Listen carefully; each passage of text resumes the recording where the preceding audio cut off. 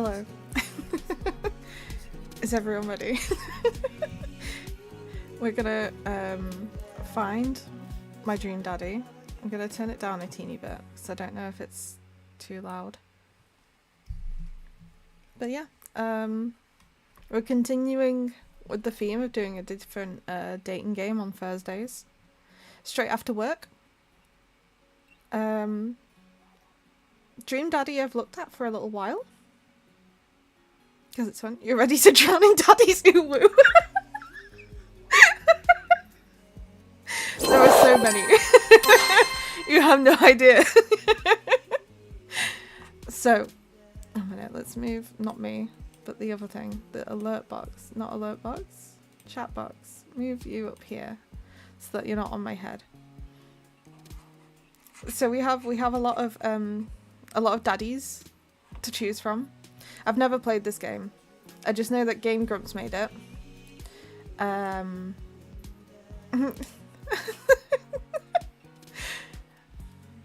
And yeah, it's just a standard Otome game, I guess. But the theme is they're all daddies.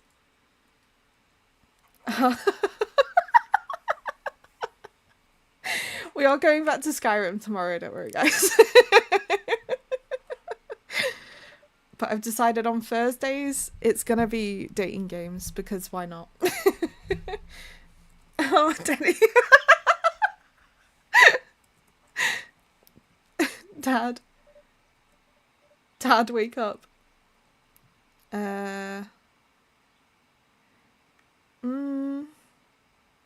Let's pretend to be dead.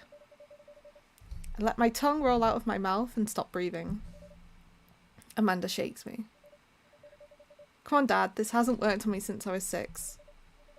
I'm sorry, Amanda, this is the end for me. Dad, I swear to God.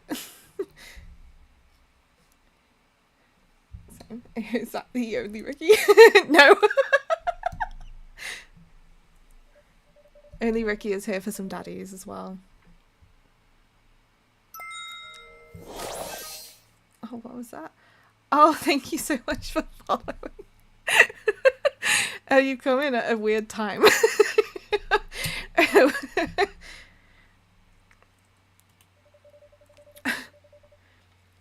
Okay, well, your corpse better get into the moving van because it's leaving soon. Or the best time, you know what? Maybe not wrong.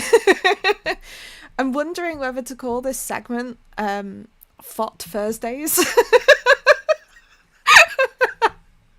Because it's gonna be like the daddy you made was normal. Wait, can we actually make our daddy? Yikes, Dad, don't brush your teeth.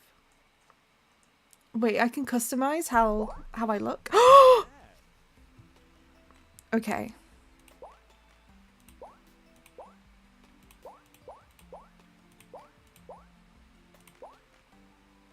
Okay.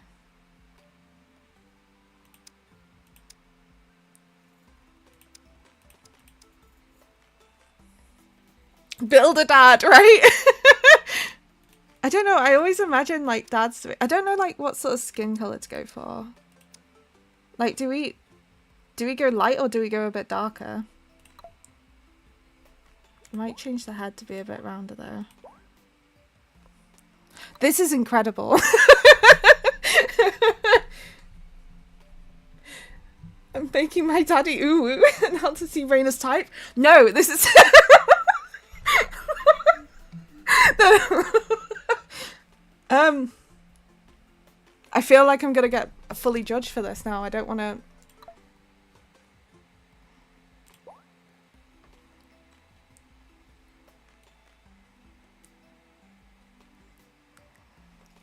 This is a mistake. I didn't realize. I didn't realize I was building the dad.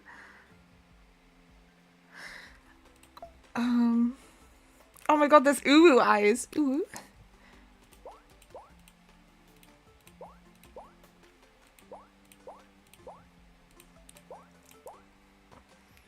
Blonde? No, I don't know. Stop judging me! I'm just like, looking through the options. I feel like I don't know how to do this. How do I... Because, like, usually I prefer, like, darker hair. I guess. But I don't know. But it's like, again, it's like, this is just... Oh no, this is gonna, like, show me up, I think. I've made a mistake. I should have... I just... Stop it. No, stop it! Oh no. Okay, I don't know. Do I...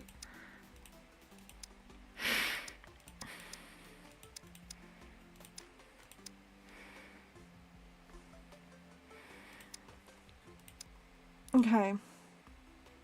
I don't want to be heavily judged for this. Reminds me of Young All Might with the dark eyes from My Hero. Why is his eyebrows like so light though? Is there a way for me to change the brow colour? Yeah, okay.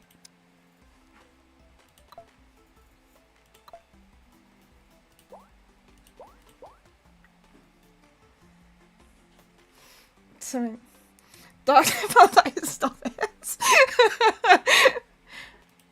Oh my god, I'm actually blushing. I hate doing this. I should have just done one that looks like complete opposite to...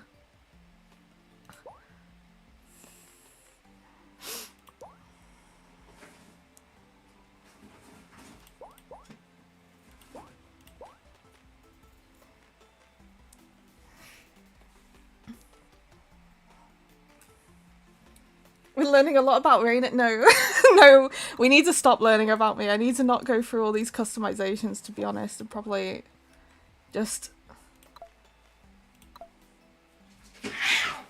Oh, cats are fighting. I'm sorry if you heard that. They're fine though.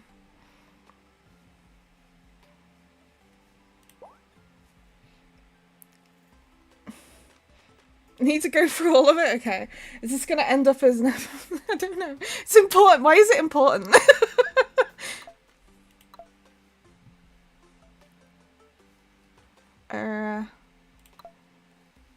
Alright.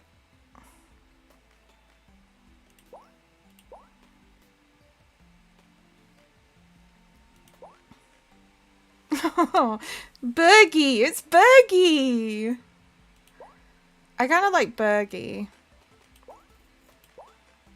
But I do also like the cat shirt.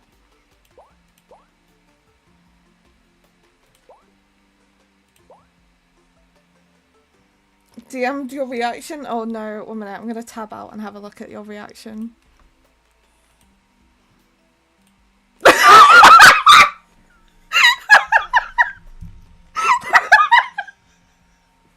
I wasn't expecting it to be your live face.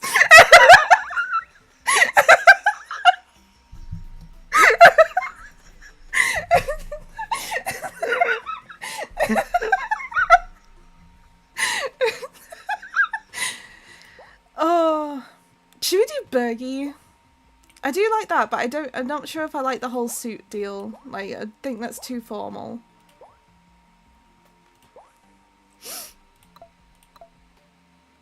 Do I want to change anything?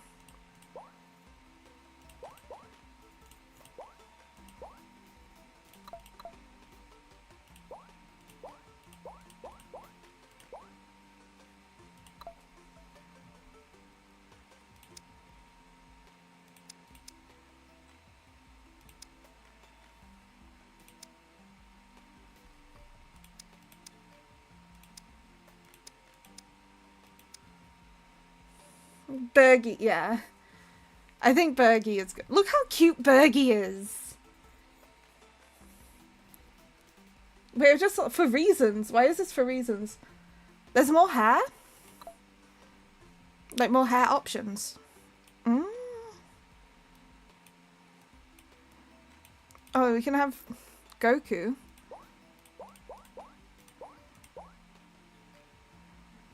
There's a bit more hair texture there.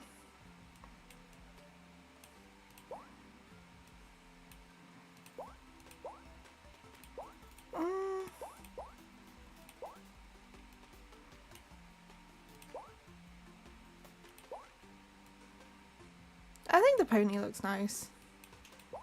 I'm not sure if I like that one. I prefer the sort of man bun.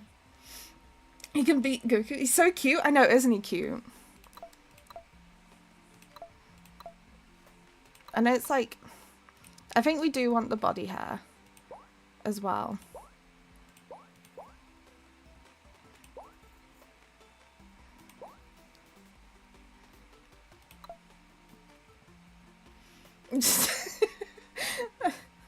But can he beat Goku? Oh, okay. I was like, wait, what? What have we missed? See, I'd like if it was like, if there was just like a sort of stubble option. So instead of just the stash, just like this sort of coverage, but like stubble, right? But there's not. It is what... You guys are nasty.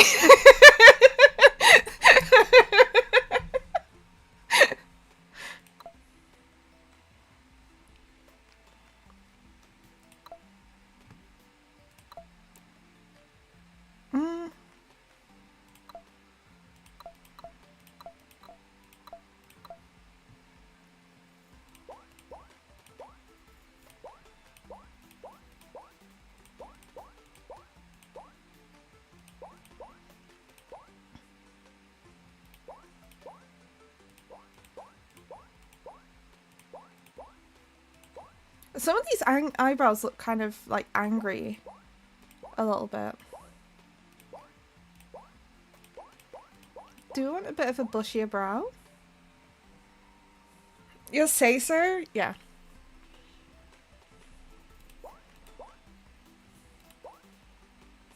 Yeah. Okay. This one looks like he's sort of like, you know, raising the focus like that's like on the computer. Maybe a bit bushier. That looks fine. Looking good, Daddy. I think this is good. Name that dad. What should we call our dad?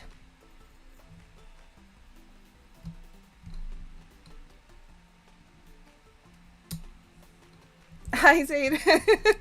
We've made our daddy. Ooh, looking good, Daddy. Call him Daddy. Was it Daddy? Daddy? Daddy Daddison? Looking good? Yeah, looking good, Daddy.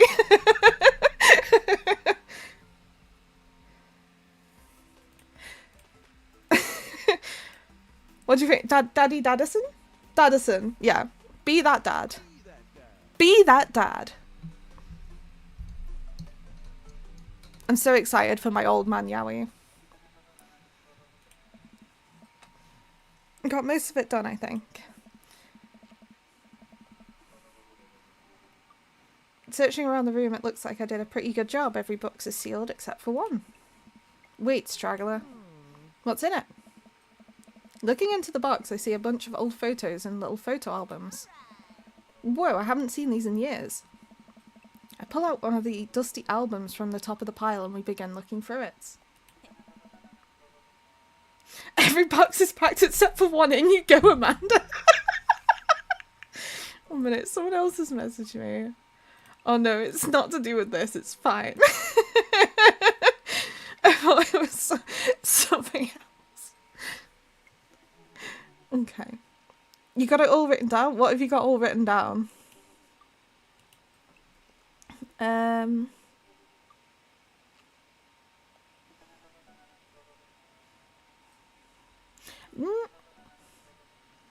Shall we, what are we gonna say? Did we like, do a different sort of parental Raina's dream daddy? No. No. This is not to be referenced for future, please. The only way your mother and I could get you to stop crying was to put the sunglasses on you. But whenever we tried to take them off, you'd start crying again. You spent the first 2 years of your life with sunglasses on. Nice. Halloween when you were maybe 4. Oh my god. You sent another reaction. Oh no. Am I gonna dread opening this? When you find out Raina's taste in daddies. No.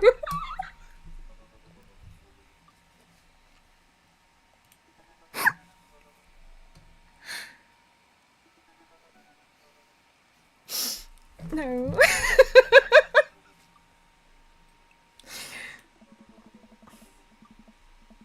You couldn't decide between... This was a mistake. I should have just gone for something very, like, just the daddy that was already on screen, just the bald man. You couldn't decide between being a princess or a dragon, so you went with both. Princess Dragon. Why do I remember crying in that dragon costume? You saw yourself in the mirror and realised you were afraid of dragons. Seeing yourself inside the dragon's mouth was a realisation of your greatest fear, I think. Right, yep, definitely repress that memory. And this was you in your horse phase. Dad. I believe you named that plush horse Sir Horsington the Brave. I don't think that was his. Amanda lunges for the photo, but I quickly snatch it away and hold it above her head with my superior dad arms. Daddy default? Yeah, exactly. Daddy default. That's what we needed. Nice try, but this is important blackmail for later down the road. Go ahead and try me. I've seen pictures of you and your scar band. Ouch, kid. The Scamunus Manifesto had a chance back in the day. With extra long daddy arms. I look off into the distance and reminisce about that rad horn section. Hey, it's Emma P. It had a chance of that name, did it? No, Dad, that's Emma R. I didn't meet Emma P until high school. Honey, I promise you wholeheartedly that I will never stop mixing those two up. Dad, Emma R's been my best friend since I was 7. Give it, like, a little bit of effort. Oh, right, Emma P was the one who... Oh, what did Emma P do? Mr. Daddison, please, that was my dad's name. Call me Daddy. Name's Daddison. Daddy Daddison.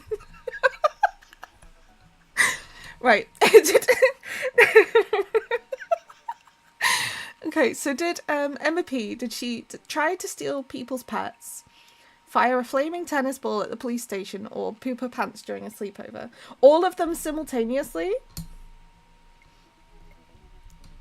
I mean, while I like the idea, I don't think we can choose all of them at once. We do have to choose one. She was very talented. Thank you for the bits, Ricky. Should we say she pooped her pants? I think that's the funniest.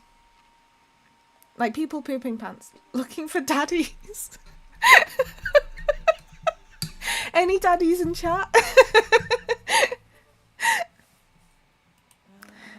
Dad, that was me. I did. Oops. Oh.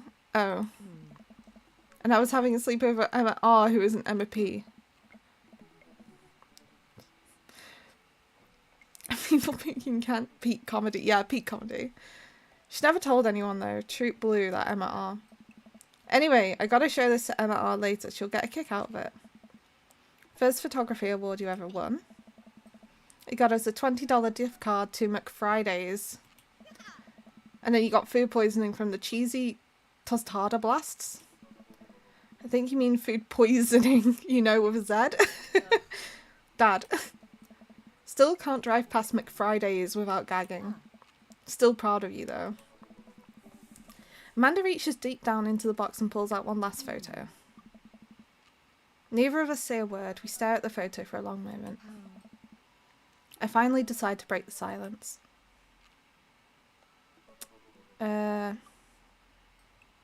This was the day we adopted you. It's kind of a funny story. The day we brought you home, we got into a car accident.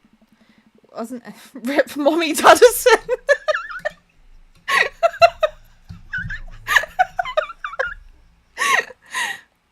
not Mommy Daddison. Are you a sister? Oh my god, was that your daddy?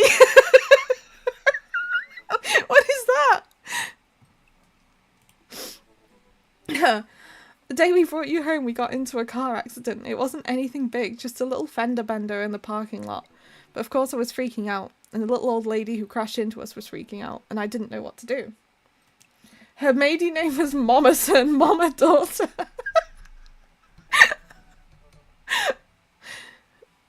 But your mother, oh man. She holds my hand and looks me directly in the eyes. The calmest I've ever seen her. She says, "It's okay. It's all gonna be okay." She was right, you know. Referring to him as that? What do you mean? I mean...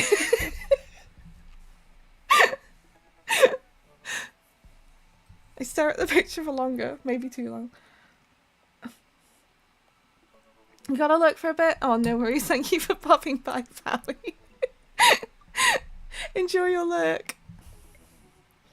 Amanda wants her last name to be hyphenated. Mommy Daddison? Or Mama Daddison?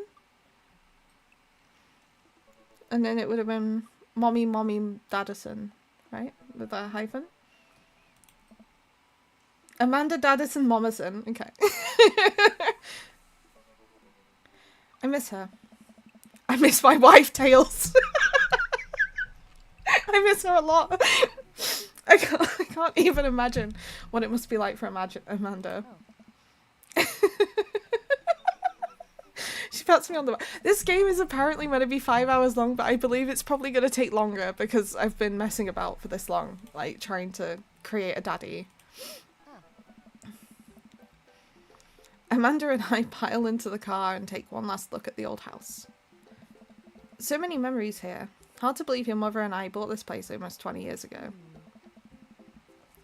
Hey, remember when I shattered the front window playing catch? Next you're gonna piss on the moon? Hey, remember when I shattered the other front window pretending to be a robot who breaks windows? You're a very imaginative child. Hey, remember when I broke the back window? We get it, Amanda, you break stuff. And there will be plenty more stuff for me to break in the new place. Memories to make and stuff to break. You ready? Sit in silence for a moment. I watch my daughter grow up in this house. Will forever hold a place in my heart, but it stings a little bit to leave it behind. I'm ready. The moving van begins to pull away, and I get into the car into position to follow it. I watch our old house, disappear in the rearview mirror. So what? So sell me on our cool new pad. I clear my throat and do my best cheesy announcer voice. Nestled in beautiful scenic downtown Maple Bay, our new house features washer and dryer hookups. Honey, have you ever had dirty clothes? For most of my life, yes. Well, worry about that no longer, as our new place features machinations that will not only clean your clothes, but dry them directly thereafter. Upper class luxury, I fear. The concept of clean clothes is no longer in the hands of the fat cats upstairs, sweetie. Anyway, it's also smaller than our last house. Cozier, one might argue. Good spin. I think it's great. Won't we be closer to a lot of cool stuff that we can walk to? So I don't have to waste gas. And I mean, trying to park downtown is, you know. I keep forgetting that I called him Daddy, and I'm like thinking, why does it just say Daddy? Amanda, you know you're going to have to learn how to parallel park at some point, right? Not going to happen, Pops. I think someone needs to do a 3-point turn on that attitude. I don't know how to do that either. Have you met the neighbours yet? Not yet, but the neighbourhood seems pretty quiet. So you won't have to chase any rowdy teens off your lawn? You are the teen you mock when you say that, honey. In my last year of high school, I'm practically dust. Yeah, you're a real... don't you dare. Senior. Dad, I know where this is going. Citizen. I'm just gonna ignore that. But I won't forget it. So what's item number 1 on the new house agenda? Don't you fucking dare, Amanda. Well, first we'll need to forge a path through the solid wall of boxes that's blocking the living room. I still have to install the washer and dryer. We need to go grocery shopping.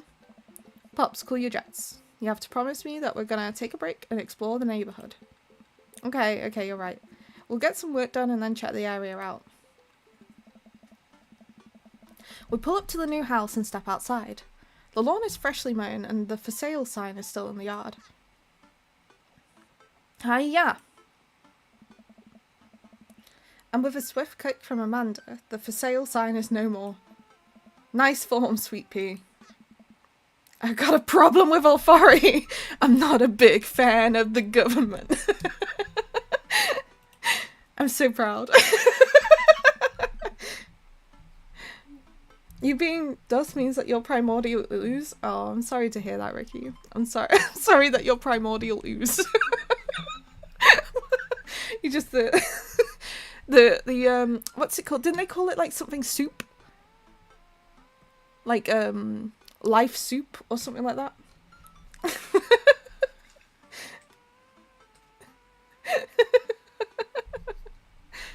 I mean, I'm not far behind you, I guess. You've been downgraded to soup. Good soup. Good soup. I've been trying to sell a sale sign for years, but people keep asking to buy everything else instead. Maybe you need a sale sign on the sale sign. Man, all that karate chopping tuckered me out. I could really go for a sandwich. An ice cream sandwich. Sweetie, it's 10 a.m. What do you mean it's 10 a.m? That's perfect time for an ice cream sandwich. Let her live her life. Wait. I need coffee. Getting my priorities right here. 10 a.m? Day is half gone for you, maybe, you psycho. Mr. Up at like 4 a.m. I gotta get my hands on a nice hot cup of the old bean juice or I'm gonna be useless all day. I think we passed a coffee shop on the way here. Maybe we could check that out. You're so tired? I'm not surprised. Let's do it. Coffee is just tea. No. No. No. No, I'm not letting you. No. I'm so tired. Hi, Goose. How are you doing?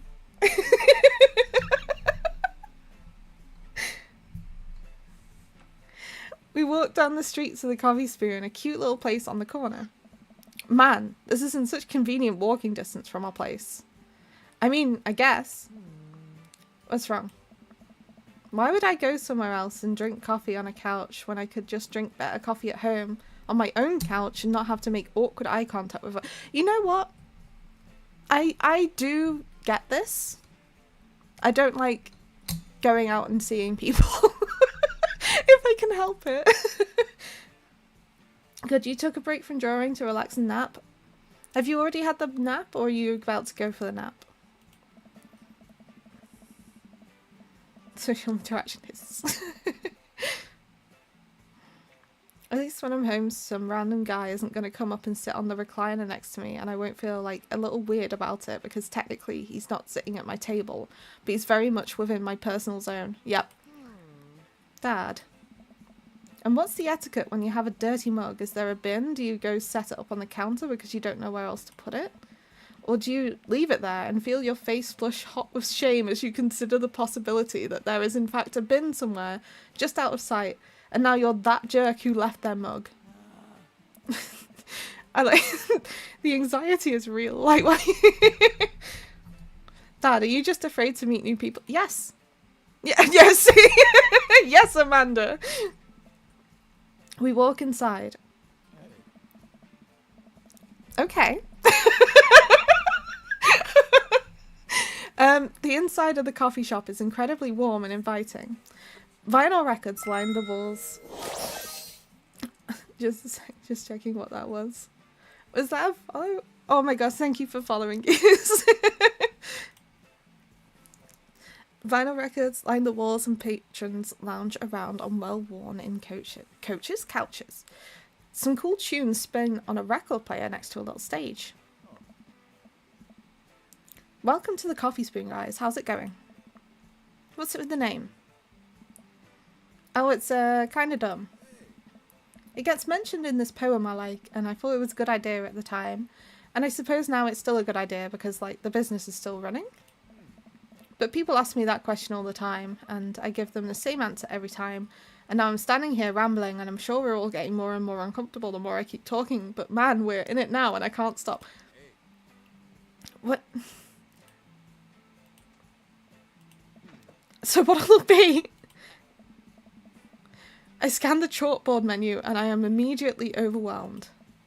I'll have a...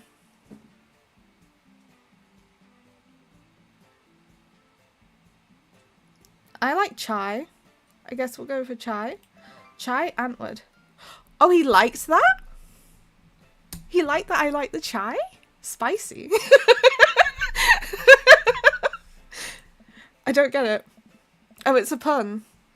The Antwoord is a South African rap group. They're pretty well known for their evocative imagery and hyper-stylized music videos. Their music is as catchy as it is disturbing. I'm doing the thing again. But coming right up. And for you?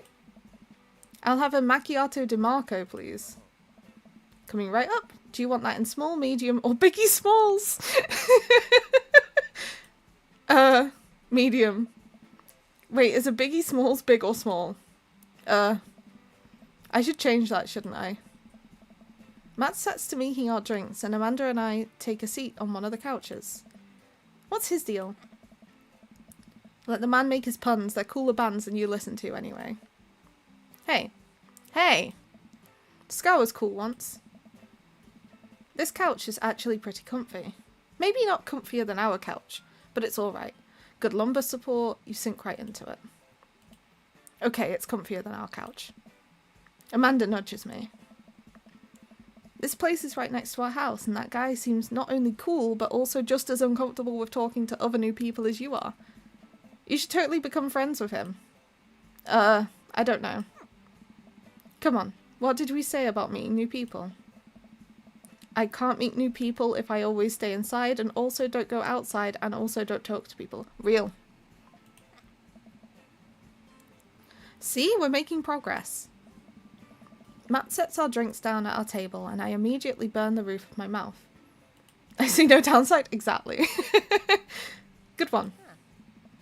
Hi, we're new in the neighborhood. I'm Amanda, and this is my dad's daddy.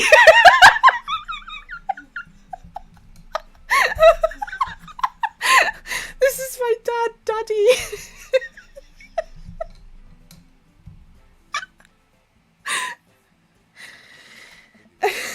This is confusing.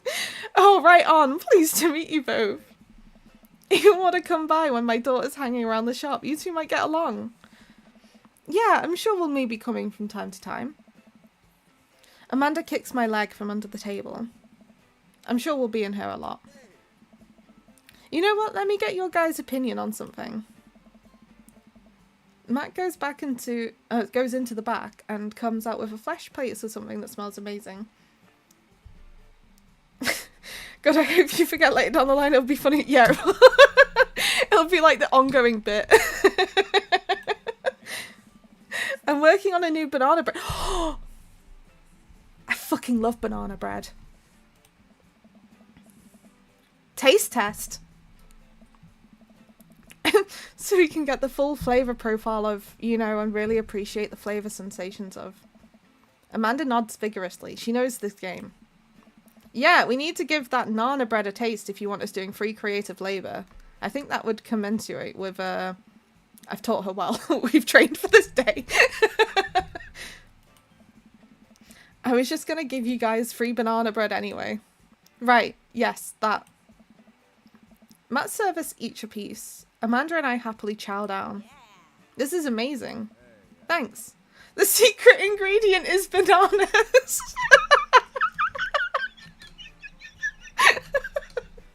Wow. So, any ideas? I'm a very secret note to hell.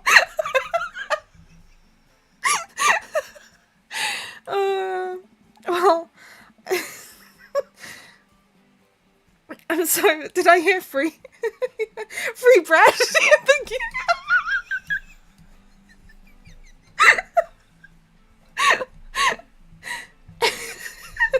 Living up to your name, I see. Well, I think I might only be able to give you dad band puns, but I'll give it a shot. Alright.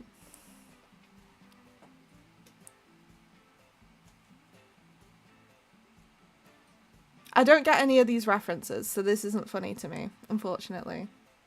Does anyone know any of these?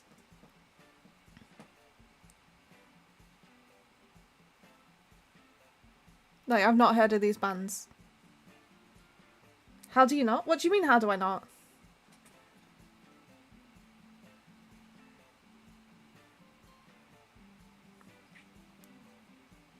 It's so disgusting you don't know the reference, you're gonna explain it.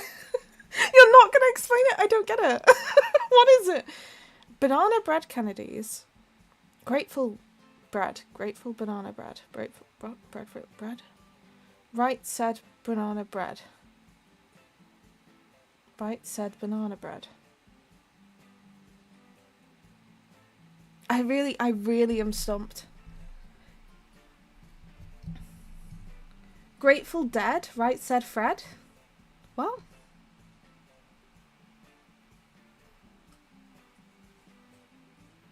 You also don't get the right. Okay. I thought you were being genuine.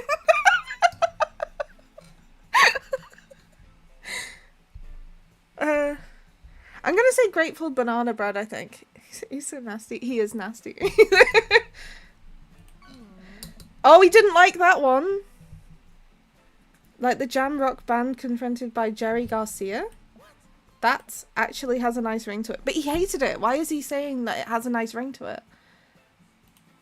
Really? Yeah, Grateful Banana Bread. Strong decisions. That's art, baby. I wanted to say baby because I thought it would sound cool, but once I said it, I realised that it doesn't sound good coming out of my mouth, and maybe I should just leave saying baby to the professionals. This guy is me incarnate. Like, the amount of things I say, realise that shouldn't have come out of my mouth. But it's too late because it's already gone. You can just take him. The squirrels in Twitch chat are free. You just take them anyway. I mean, there's only one in the chat. I mean, if you asked me to name a track from any of those three, Dead Kennedys being the other, I couldn't. But just have dad joke. Yeah, you do have dad joke DNA, to be fair. Enjoy your coffee. Thanks, baby. See, it sounds good when you say it. No, it doesn't. It doesn't. Is this the I can fix him guy? Like, this is gonna be, like, someone that's gonna be, like, rugged and, like, all that, you know, he's tired and he's a little bit mean and grumpy and you want to just fix him? No, that's he can make me worse guy. Oh. Across the way, a man catches my eye. He sits by himself, brooding over a cup of coffee. Our eyes meet just for a moment. I hastily look away, hoping he didn't catch me staring. Who is that? We finish up our drinks and head out. Thanks for stopping in. I like this awkward man. I need a nap. We just had coffee and? Have you ever known me to play by the rules? Your father is a rebel, sweetie. Now all aboard the train to Sleepy Time Junction. As we're walking home, I hear heavy footsteps come up behind us. Daddy!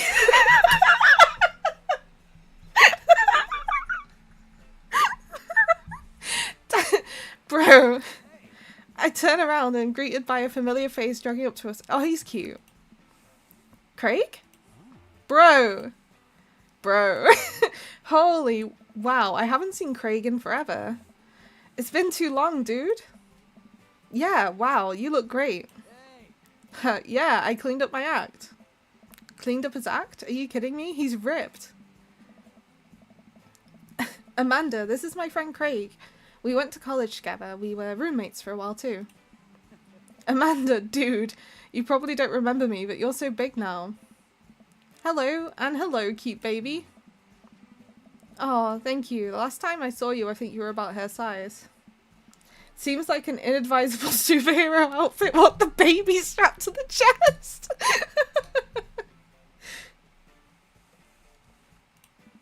He picks up her tiny wrist and waves it around. River gurgles happily. Aww.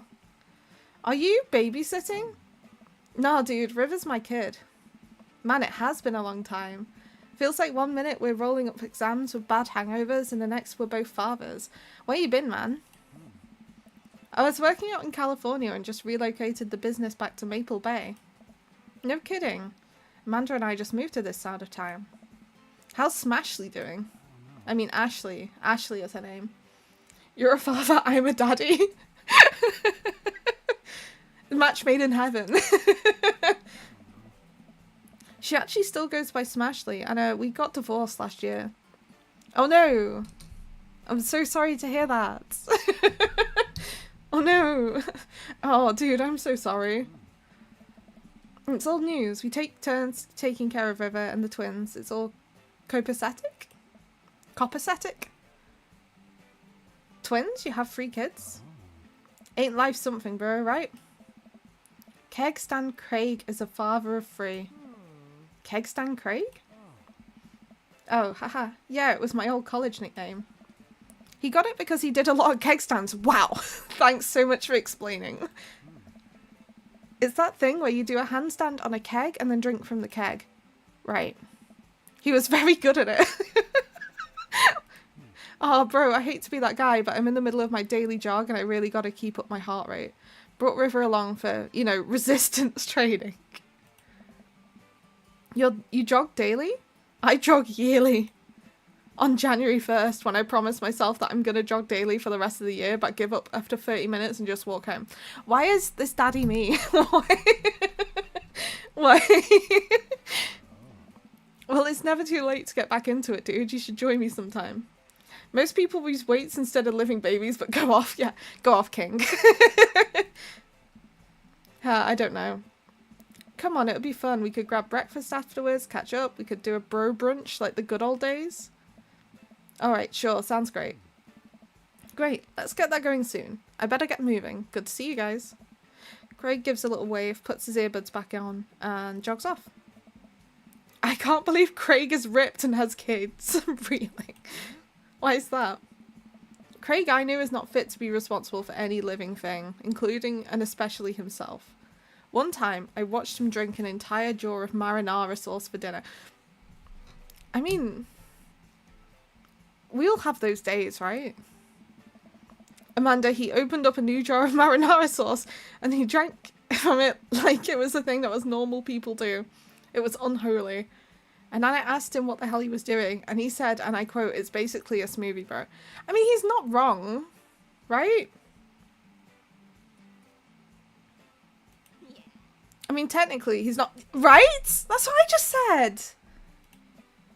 He jogs. He was jogging. He's like a totally different person. He may not be wrong, but is he right, though? I don't know. I feel like that is something I would do. Like, unironically. Because I like things like vegetable juice and tomato juice and stuff, and I feel like a jar of marinara is just like... It would basically be a meal. I'll have your dad call me daddy.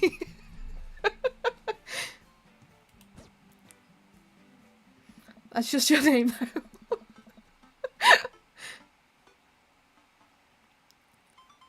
Call me daddy.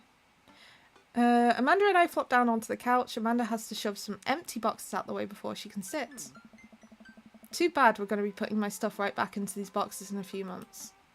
No, don't say that. Yes, sir, daddy. Sir, yes, sir, daddy. The idea of introducing yourself to people with lines like, "Please call me daddy." Like, Mr. Daddison, please call me daddy. Oh, Dad, it's gonna be okay. I'll be fine. Dead Kennedys. Yeah. Grateful Dead. Yeah. I know. It's just, you're my little girl. It's going to be weird not having you around. Right, said Fred. Oh, okay. We're just getting up to the the puns of the ones from before. I'll come visit and I'll text you every day and I'll take lots of pictures. I mean, obviously I'm a photography major. You promise? Of course. Are you going to be okay by your lonesome? Oh, come on, I'll be fine. I'll get a dog or something. Yeah, that's that's a good replacement for your daughter. Getting a dog. A dog? Forget art stool, I'll stay for the dog. Is that what it's going to take? Medium-sized dog, handkerchief around the neck. I get to name it. That's what it'll cost for me to give up on my dreams. I'm a woman of simple wants and needs. Well, a dog is a lot cheaper than college. Amanda laughs. Suddenly, a pile of envelopes slides through the mail slot. Speaking of college, Amanda darts over to the envelopes and shuffles through them. She pulls one out and throws the rest back on the floor. This is from McGowan College of Art and Design. Open it. But I'm scared. It's just an envelope. Yeah, it's just like my entire future, no big deal. She takes a deep breath and rips the letter open with her teeth. We have a letter opener, but okay. I hold my breath while Amanda's eyes dart back and forth, scanning the letter. What does it say? The admissions committee has reviewed your application, blah blah blah. Her face drops. Regret to inform you that we are unable to offer you admission to McGowan College of Art and Design. Amanda throws the letter on the coffee table. That's sad. Oh, sweetie. It's okay, I kind of saw it coming. I knew I shouldn't have put that experimental stuff in my portfolio. The admissions officer told me that they just want to see portraits or whatever. I pull Amanda in for a big hug. You're an amazing photographer. I know how much work you put into your portfolio. Some other school is going to want to snatch you up for sure. Yeah, I know, it's fine. Are you actually fine, or are you just saying that? I'm fine, really. Her face says the opposite, but I probably shouldn't push her on this. Oh, and before I forget, Emma R and Emma P are sleeping over tonight. So, you need me out of the way because I'm painfully uncool?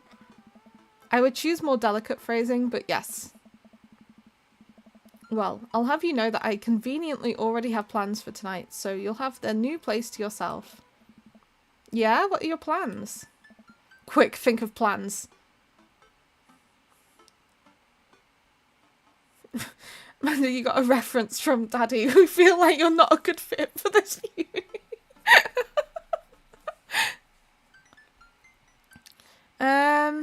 I'm going clubbing? Or should we say we're going for this union meeting? Because that's going to be more believable. That we're going... Amanda, we have concerns. Yeah, I think the union meeting. Bossman's been riding us proles too hard. It's time to rise up for our rights. Dad, you're not even going to invite me to the riot? I'm sorry, sweetie. It's an honest days of work for an honest day's riot. I'm just kidding. I'm actually going to go out and watch the game. Nice. Which game? You know, the game. That thing that we all just lost right now. For any other millennials in the chat. The game on TV. It's somewhere other than here. Okay, cool. While you do that, I'm gonna do drugs and commit some light arson with the Emmas. I'm concerned you're hanging with the wrong crowd. Amanda shrugs. I would have expected you guys to be up to white-collar crime by this point. Maybe money laundering at the least. I'm a street rat, Pops. You're kidding about doing drugs and crime, right? Yes, Dad. Just making sure. I give her a pat on the head. Have fun with your sports. Are you being sarcastic? No. Making fun of sports is played out. Alright then. Do some light cleaning around the house and decide to clear out right before Amanda's friends arrive. Before I leave, Amanda stops me. Hey, don't forget you have that meeting with my English teacher tomorrow. Alright, Mr. Vega? Yep, totally remembered. I'll be there. I hope they have a fun night. I'm really glad Amanda has such sweet friends, even if I can never remember their names. Just as I'm heading towards my room, the doorbell rings.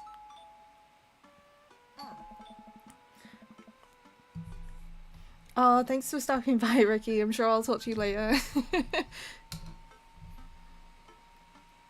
You could possibly need anything from me right now. Do they know what time it is? I was just about to head out. I walk over to the door and open it. Hello?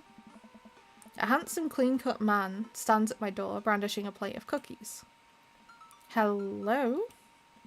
Hi, I know it's kind of late, but I baked way too many cookies and I just can't have these in the house or I'll eat them all. Yep, I feel that. Oh, where are my manners? My name is Joseph. I'm your next door neighbour. Oh, yes, hi, I'm Daddy. That's what my name is.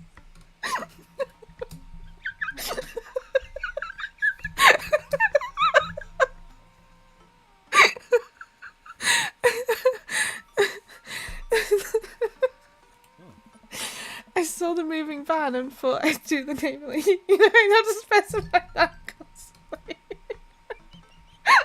My name's Daddy, that's what my name is. Oh, I saw the moving van and thought I'd do the neighbourly thing and bring you some. My daughter Christy wanted me to let you know she baked them herself. Joseph leans in and whispers, but between you and me, she just sprinkled in the chocolate chips. We both share a laugh. Kids, right? Amanda pokes her head out of the room and immediately hones in on the cookies. Wow, cookies, huh? So nice to meet you. Joseph hands her the plate of cookies with a smile. Well, thanks for the cookies. She disappears with the cookies. Amanda, come back. And she's gone. That's my daughter. Her name is Amanda. She's a charmer. Daughters are tough. Sons are also tough. Children in general are just tough. I hear that. I mean, there'd have to be something wrong with you to try and raise more than 2. I have 4 kids. Really stood in it there. What have you done? Oh, I meant... Don't worry, you didn't mean to be rude. Oh no, this is the first neighbour I've met and my social life is already in a tailspin. I wonder if it's too late to move again. Yeah, okay. Is the missus around? No, not anymore, she died. This is just the most awkward interaction. This is horrible. Oh, I'm sorry for your loss. No, it's alright. Wow, this is uncomfortable. We stand there quietly for a moment, acutely aware of how awkward we both made things. I'm sorry, can you close the door real quick? I look at Joseph quizzically but comply. After a second I hear a knock on the door. Opening it, I see Joseph standing there with a huge smile. Hey, I'm your new neighbour, Joseph. I promise not to talk about your dead spouse this time.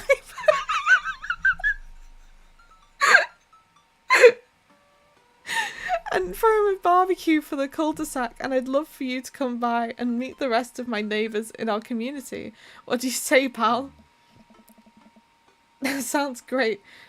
My daughter Amanda and I would love to stop by. Also, 4 kids is a perfectly normal amount of children to have.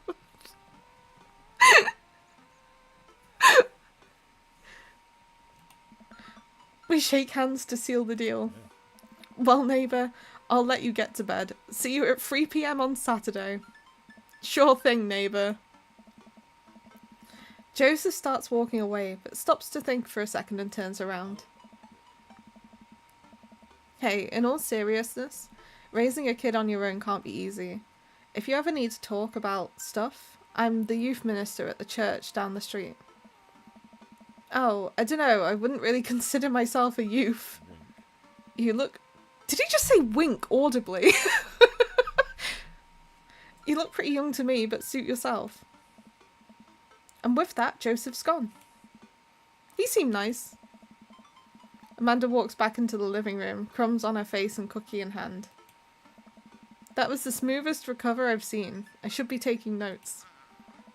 See, you're already fitting in great. Where'd those cookies go? They're gone, I'm sorry. If it makes you feel any better, they weren't very good. So you ate all of them anyway? The Emmas helped. Right, well kiddo, I'm gonna go catch the game. Have fun, Dad. Are you all ready to go and watch the game at the sports bar? Wow, I guess I really didn't think this plan through. I'm not entirely sure where the closest bar is, and Amanda still hasn't shown me how to use the GPS on my phone, so I'm just going to pick a direction and walk in it. Let's go this way. Cool, okay, we're marching. We're marching in the direction of the game. Any game, really. In the distance. Could it be... A big burned out neon sign hangs above a tiny dive bar. Jim and Kim's, huh? Alright, it'll do. The bar is small and dimly lit. The crack of pool balls sound in the back as patrons laugh and joke. A string of multicoloured Christmas lights hover above the bartender. I can't tell if he's Jim or Kim. I pull up a seat at the bar. What'll it be? 1 beer, please. Sure thing, boss. Bartender slides me an ice-cold beer. I sip and enjoy the refreshing taste. Say, are you Jim or Kim? I'm Neil.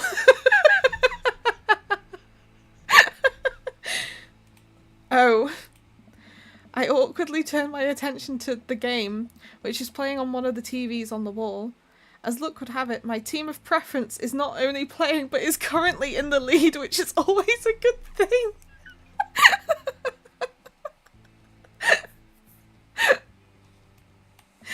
The brightly coloured mascot, which is some kind of animal, does cartwheels. I silently cheer on my favoured team, hoping that I don't get into any confrontational arguments with a fan of the opposing team.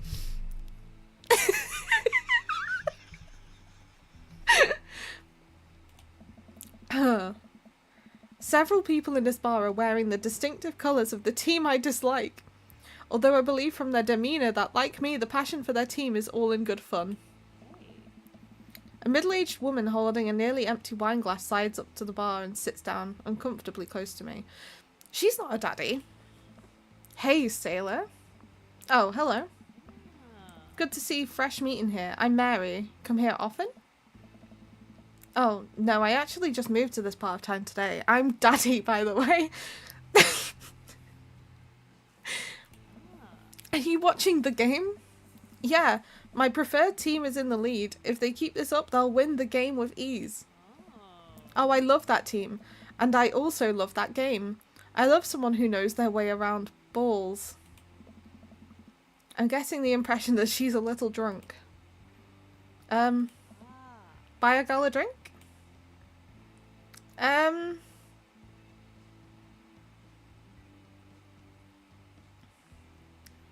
don't know. Don't buy Mary a drink. Maybe some other time? Suit yourself, sailor. Mary saunters off, setting her sights on the newest bar patron to enter. I happily watch the game to another beer. The game has gotten close in terms of points. A little too close than what I'm comfortable with.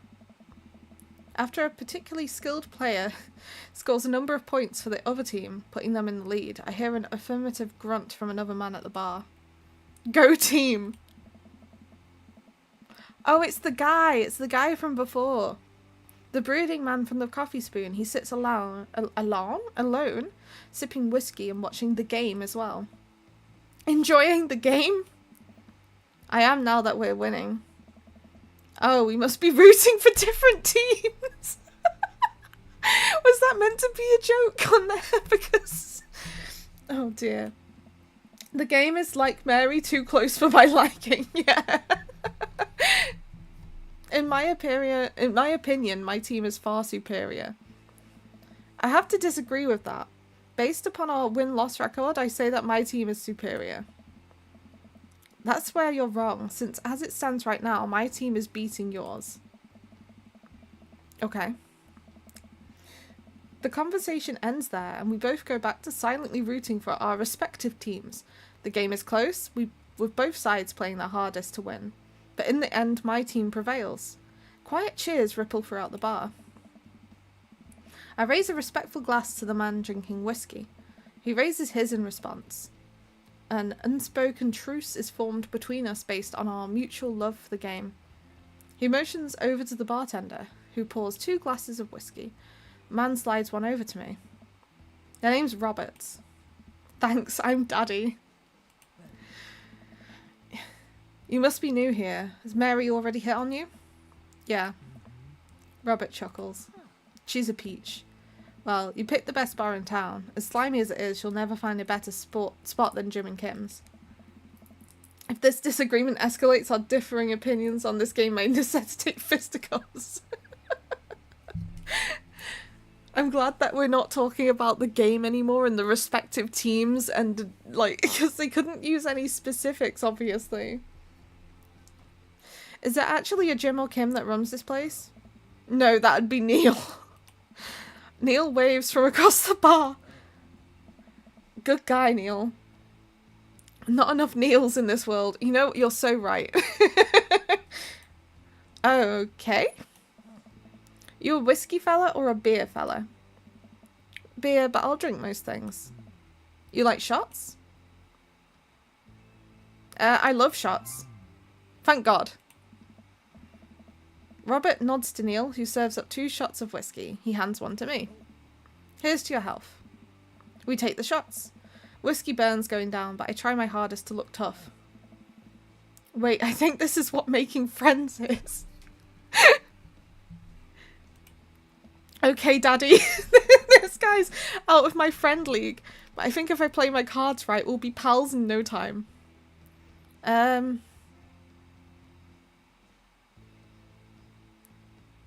His hand tattoo, I guess? I like your tattoo. What does it mean? It's... Oh, he didn't like that. A reminder. I wait for him to elaborate, but it seems like he's done talking. Oh, well, that went well. Man, this guy is mysterious and cool. Way cooler than I am, at least. Robert signals to the bartender for another round. What are you doing here tonight? I keep forgetting my gloves.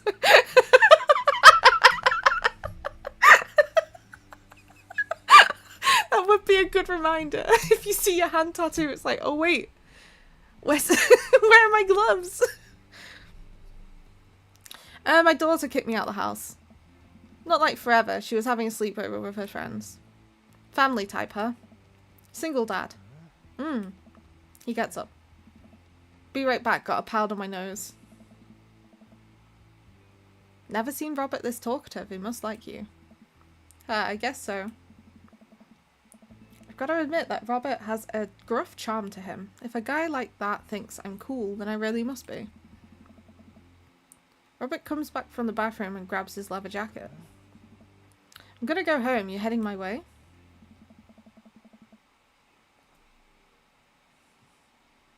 Is this Say Gex?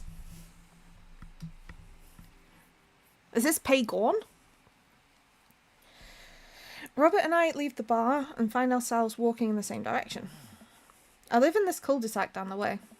Does everybody live there? Me too, we just finished unpacking today. Great place to be, good neighbours, well, some of them. Who's that? Get to Robert's house, which is just a few houses away from mine. We stop and he turns to me. I don't kiss and tell, Daddy! So, are we doing this or what? What? You know, do you want to come inside or not? A wave of realization blushes over me. I blush. No thank you. I better call it a night. Catch you around? Sure. I head home, head buzzing with whiskey. What did he mean by, are we gonna do this or not? plop down on the couch and I'm asleep before I even get the chance to take my shoes off. Wake up to a text from an unknown number. Rise and shine, early bird. Still want to work out? This is Craig, by the way. Smile. Holy crap, it's 6 AM. Who does 6 AM anymore? Without realising it, I drift back to sleep. Whoops, must have winked back out. I checked my phone again. Hey bud, still want to get your swole on? I'm ready to tear up the track. Hit me up. God, the last thing I want to do is work out with this Craig. I do want to catch up. Let's go to the gym with Craig. Hey my man, I need a few minutes to wake up, but let's meet in 20. After a few seconds, another text comes in. Sure thing, meet me at the gym. I stretch and my bones creak. Yeah, I feel that. I gotta stop falling asleep on the couch. I throw off my blanket in. Hey, wait, I don't remember falling asleep with a blanket. Amanda must have tucked me in after I fell asleep. Bless that child. I reluctantly brush my teeth, throw on the only clothes I own that are even kind of gym appropriate, and head out. The neighbourhood is quiet and serene this early in the morning. Birds chirp and the grass is still wet with dew. Surprisingly, the gym is pretty crowded. I spot Craig standing out front, stretching. Of course. He spots me and waves enthusiastically. Hey bro, good morning. Hey, good to see you, man. I'm definitely not as pumped up as he is. Maybe I should have had some coffee before I left. You ready to kick some butt? Help. This is it. This is how I die. Oh, it'll be alright, dude. We'll ease you into it. We head into the gym and I'm immediately intimidated. All of these people look like they could break me in half, and it seems like Craig is friends with all of them. He high-fives and finger guns all the cool jocks in the room. They look like they could and would steal my lunch money to send on protein shakes. Come on, bud, let's warm up. We head over to the treadmills and start walking. Okay, I can walk. Walking is good. This is a decent place to be walking. So, I know we're on treadmills. Yes. And those over there are ellipticals? Very good. What's all this other stuff? Craig laughs.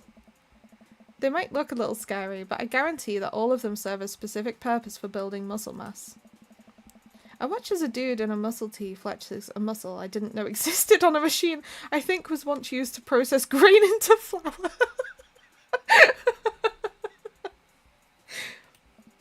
What is that? Why is that guy doing that to himself? Average gym going experience. That's a good question, bro. What do you think he's doing? Training to crush people's skulls with his thighs. Nice. Yeah, that's pretty much the only reason I work out. Good to know. Oh no. What was that? Did you see that? Why were there aubergines coming out of him? Is that... Oh, right. So we've not had a love... Like, so people... Help. So I think that means that there must be 3 tiers for all of them, right? There's the like the black smoke that comes out, and that's when they don't like your response. The sort of pink hearts, and then the confetti of assorted emojis for when they love it, I guess. How long have you been doing the buff thing? Couple years. And what do you do when you're not dadding or working out or buffing? Oh, I coach my twins' softball team. That still counts as both dadding and buffing. I keep busy. What do you do for fun? I love learning. I try to educate myself about the world around me. I'm like a sponge for knowledge, soaking up all that intellectual content. You know, history, the paranormal, wilderness survival, aliens, mostly those things. So you watch the History Channel too, huh? Yes? No!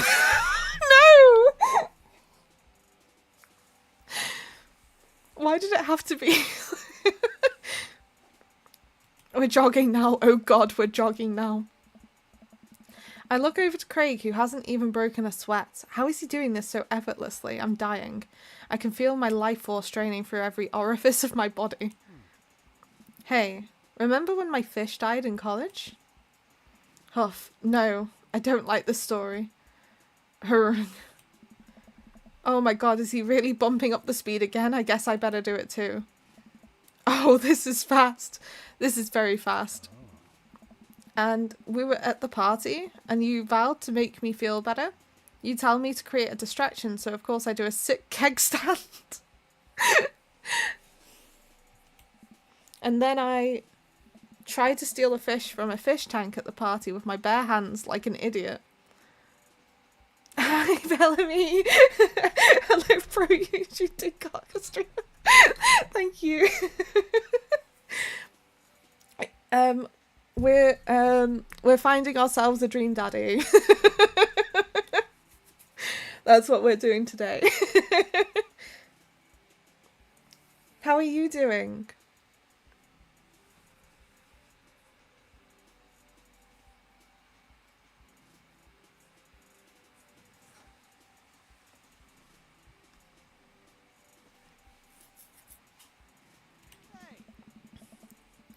And then you drop the fish and it's flopping around and you panic. So you run up post-keg stand with a dying, dirty fish in your hands. You scooped off the ground and you're yelling at me that we have to leave.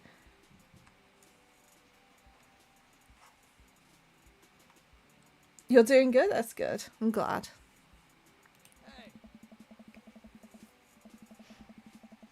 So, we're running out of a frat party with a fish, trying to give it mouth-to-mouth resuscitation.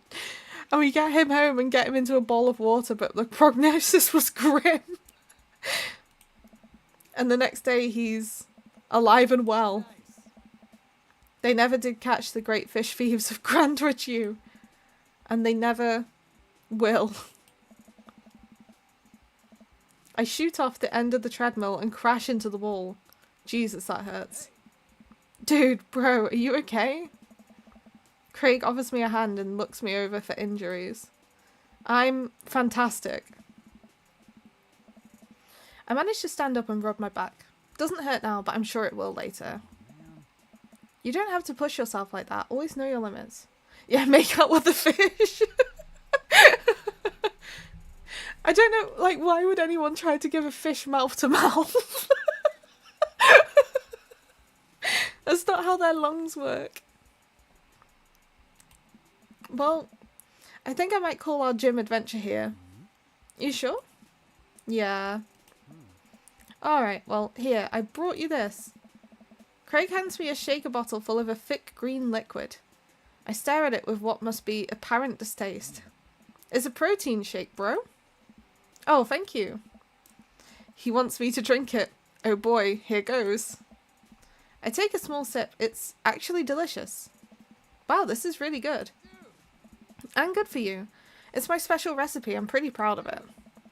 Let me know if you ever want to work out again. Maybe we can try running around the neighborhood if treadmills aren't your speed. No pun intended, bro. Good one. Well, I'm gonna put some ice on this everything.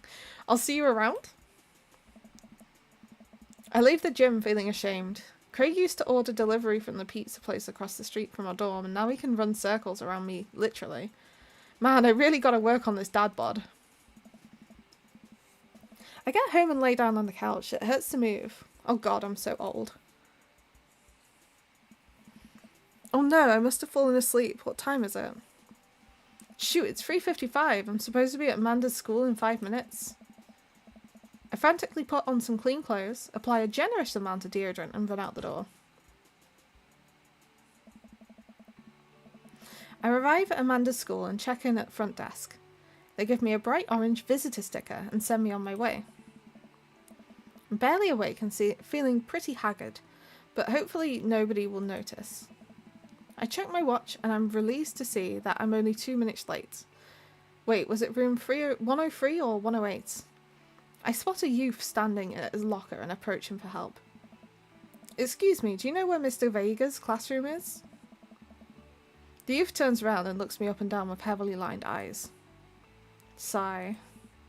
Come on, kid, I'm late for a meeting. Mr. Who? Mr. Vega. I dunno, have you tried the exit? Okay, wise guy, are you gonna help me or not? Sigh. Fine. Up those stairs and to the left, can't miss him. I head up the stairs and walk around, unable to find Mr. Vega's class. After a couple of minutes of searching, I head back downstairs. That punk youth sent me on a wild goose chase. I get back to where that low-rent Gerard Way is standing, fully ready to give him a piece of my mind, when suddenly a head pops out of the classroom next to his locker. Lucian, don't you have a third period to get to? Fine, Mr. Vega. Wow. Now I'm officially 10 minutes late. I glare at him as he walks away. We're not cool. Oh. You must be Daddy. This period's almost over. Would you mind waiting in the back? Mr. Vega leads me in and I take a seat in one of the comically small students' desks in the back. I might get stuck in this. Alright, where were we? Now, who can tell me about the unreliability of the narrator in J.D. Salinger's Catcher in the Rye? Oh. Yes, Colin. Colin stands up and does the thing where he blows into the crook of his elbow to make a fart noise. The whole class erupts in laughter. Alright, everybody. Very funny, Colin. Please sit down. Oh. Now, Holden Caulfield is an unreliable narrator in the sense that the bell for the end of the period rings. All the students immediately get up and make a break for the door. Whoa. Remember to do the reading and answer the response questions on page 194 of your textbook. Nobody's listening. Oh. Or not, I guess. Mr. Vega turns to me and sighs. Middle schoolers, right? Don't you teach high schoolers? I don't know. Both. You know, budget cuts. Right. Thanks so much for coming in. No problem, Mr. Vega. Please, call me Hugo. I don't normally do these impromptu parent-teacher meetings, but as I'm sure you know, Amanda's a very bright student and I'm concerned about her recent behaviour. What's going on? Amanda has never been the most engaged student, but I know she cares. Recently, though, she's been falling behind. She's not completing assignments, doing rather poorly on tests. I normally chalk this up to senioritis, but it's strange. I thought Amanda always shared everything with me. It hadn't even crossed my mind something might be wrong. Just wanted to ask, is everything all right at home? We just moved.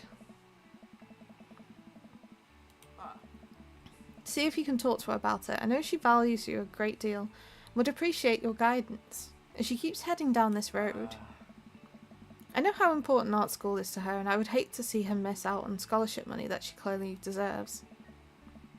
I'll make sure to talk to Amanda. Thanks for letting me know, Hugo. Oh. Anytime. On my way out, I stop, thinking for a moment. I turn to Hugo. Hey, Hugo? Oh. Yeah? Did I ever catch that right? Oh. Yes. I leave the classroom and make my way out of the school. I'm still a little bit in shock that Amanda was able to hide this so well from me. She's always been such a force for positivity in my life, especially after we lost her mother. Amanda must be done with classes for the day by now. I'm sure she would appreciate a ride home, and maybe I can talk to her about what's going on. I pull up to the carpool and Amanda hops in the passenger seat. So, did you have fun gossiping about me? Mr. Vega and I actually just gossiped about our celebrity crushes. So you talked about Mario Batali the whole time? It was a very productive meeting. I'm pretty hungry. Can we grab some dinner? Sure thing. Let's go to the food court. Does that sound good to you? Yeah, sure. Why the mall? Geez, can't a dad take his daughter to the mall? Will you buy me things? I will buy you a thing, singular. Sounds like a deal to me. We drive in silence for a short while. Amanda plays a game on her phone. I should say something. You know, sometimes when a kid gets older, they find that they sometimes have to keep things hidden from their parents.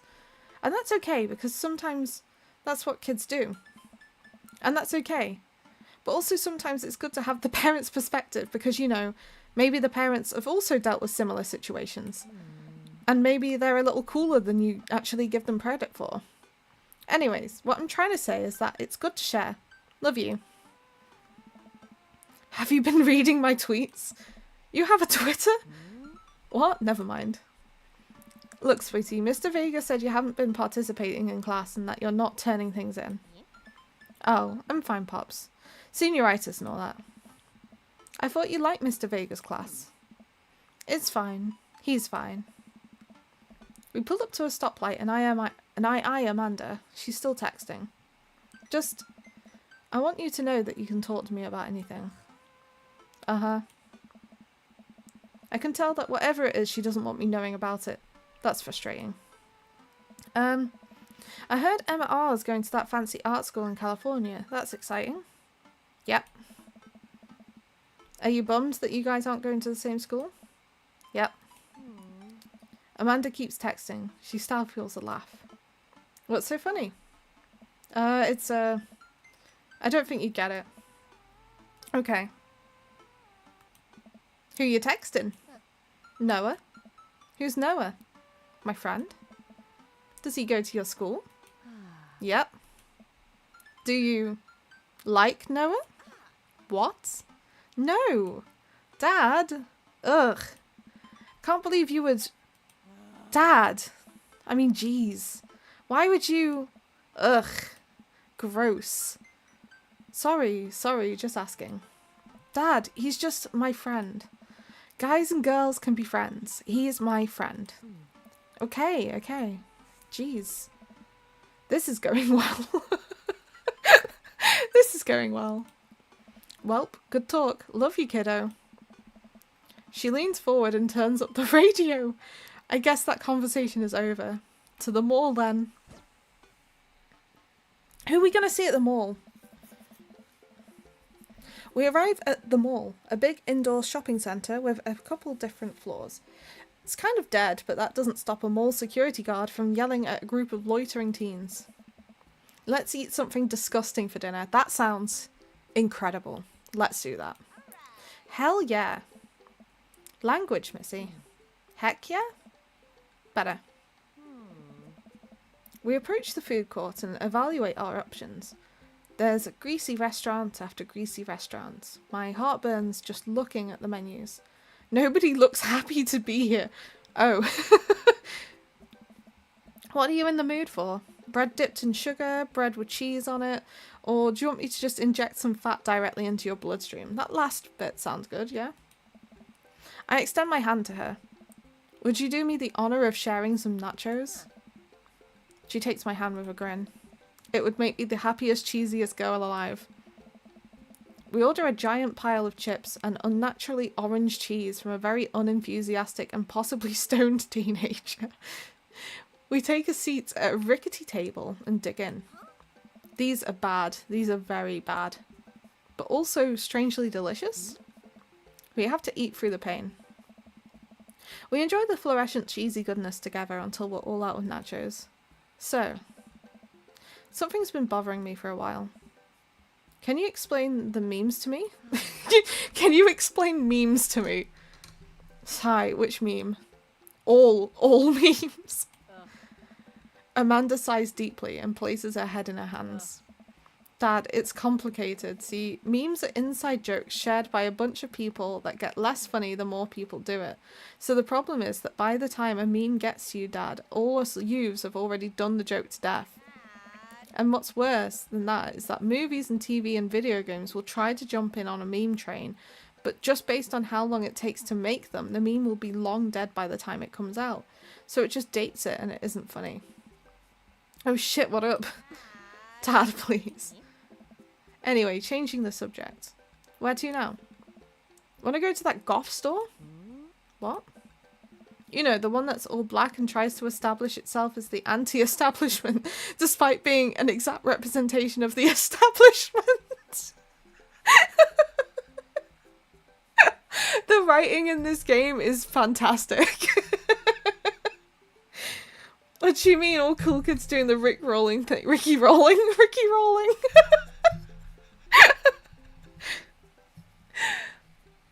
Oh my gosh. I had to try and explain to one of my friends what Rickrolling was the other day. They'd never heard of it.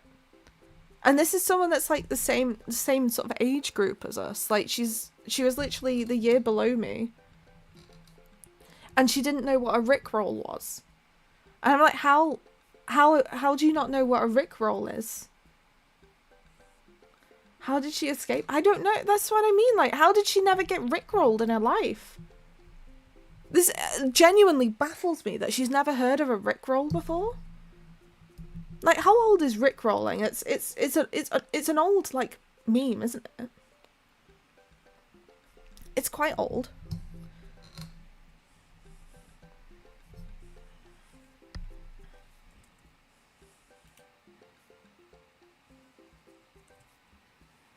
Look it up that information will hurt me. Yeah, I feel that.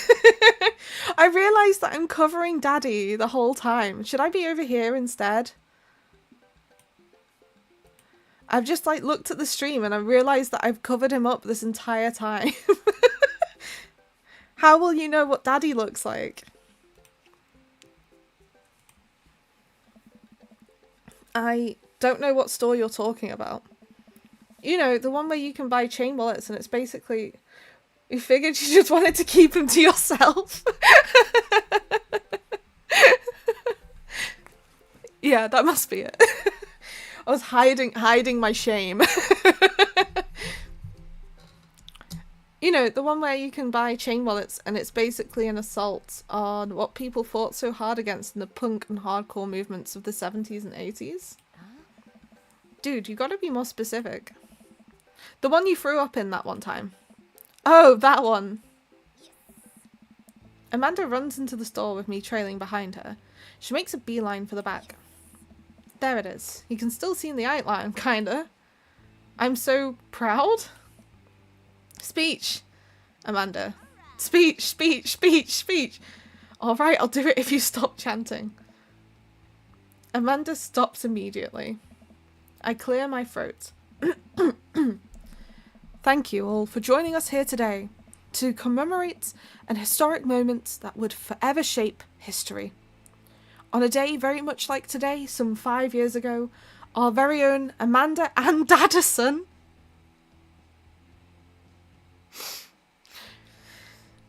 had too much blue raspberry slushy on an outing to the mall. After begging her father to take her to Dead Goth and Beyond to buy rainbow suspenders, she proceeded to throw up all over a display of My Chemical Romance merchandise. Her loving father then had to pay for said merchandise, which to this day remains among our possessions, thank you. Amanda is moved. She begins clapping. Slow at first, then faster and more vigorously. Several other patrons turn their heads. One of them also starts clapping. I bow my head. Oh hey, chain wallets! While Amanda busies herself looking at band t-shirts, I try to find myself something of interest. Not much for a dad to look at in Dead Goth and Beyond.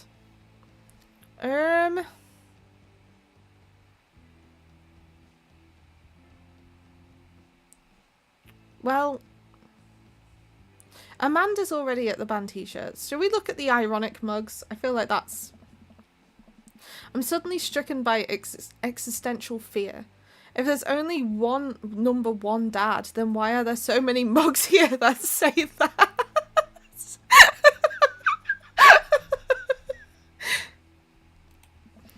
This whole time I thought I was the only one. No! No! If I'm not number one, where do I place on the global dad ranking charts? I have work to do. This is so goofy. Look, this is very important to me. I'm over here. I overhear a stifled argument over the cash register. An older gentleman is carrying a garment and showing it to a bored-looking cashier with pink hair. Yeah, that was my initial thought. I was just like, okay, Dracula. Okay. We do like vampires in this house. I can see that. Don't know what to tell you, dude. I just work here. Listen, when I bought this online, the website said this blouse was Victorian inspired. However, when I received it, it clearly held the trademark of Edwardian dressage. Do you want a coupon? I can give you a coupon. Will you leave if I give you a coupon? It's a Karen vampire. Is there a... So you just said it's a Karen and then he immediately asked for the vampire. The vampire, the manager. I am the manager. I see. Well, it would seem that I have overstayed my welcome. Good day, shopkeep. Your superiors will receive a strongly worded letter by post. Whatever, dude. The man whirls around and storms out, his literal coattails trailing behind him. I can't tell if they're Victorian-inspired or Edwardian in nature. Amanda trots up to me with a t-shirt in her hand. Oh boy, here it comes. Oh. Hey, Dadtron 5000. Yes, I'll buy it for you. Wow, that was easy, thanks. At least it's only one this time. Amanda plops the shirt onto the counter and grins at the cashier. I love your hair. The cashier says nothing and rings Amanda up, radiating hatred. I hand her a 20. What was that guy's deal? The cashier rolls her eyes so hard I'm worried she'll pull something. That's Damien. He's in it all the time. He's obsessed with Victorian fashion or whatever. She hands Amanda her bag and it's clear the conversation is over. We make our way out of the store and head home to get some rest. Amanda and I sit on the couch, trying to find something to watch over bowls of ice cream. Oh cool, Long-Haul Paranormal Ice Road Ghost Truckers is on. Your favourite, right? You know what? It probably would be my favourite. That sounds incredible. Oh hell yes. They have to make it over the Canadian tundra before the ice road melts, but also they're hunting ghosts. Also the trucks are haunted. Hi. Hi, Smart Tails. Are you enjoying Dream Daddy? Who is your Dream Daddy so far? We've only met a few.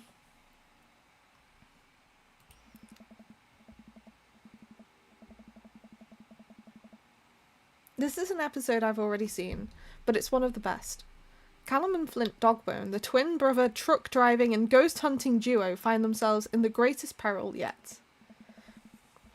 Oh no, the ghost done got control of the truck. I can't steer on them there damn ice roads.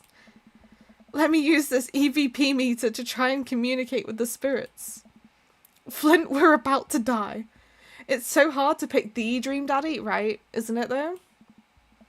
Ah, almost got it. If you listen carefully, it sounds like it's saying you're going to die.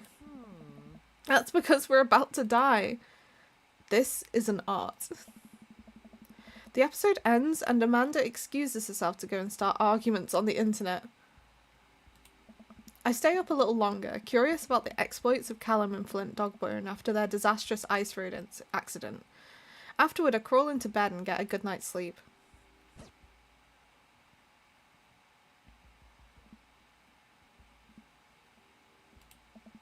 Morning, sleepyhead. 5 more minutes. You have never ever let me have 5 more minutes, so get up. Fine. We have cereal for breakfast and spend the morning putting together furniture. Amanda is much better at interpreting the tiny manuals. We're able to put together a few shelves in one desk, but I'm pretty sure it was supposed to be a bookcase. So, you excited for the cookout today?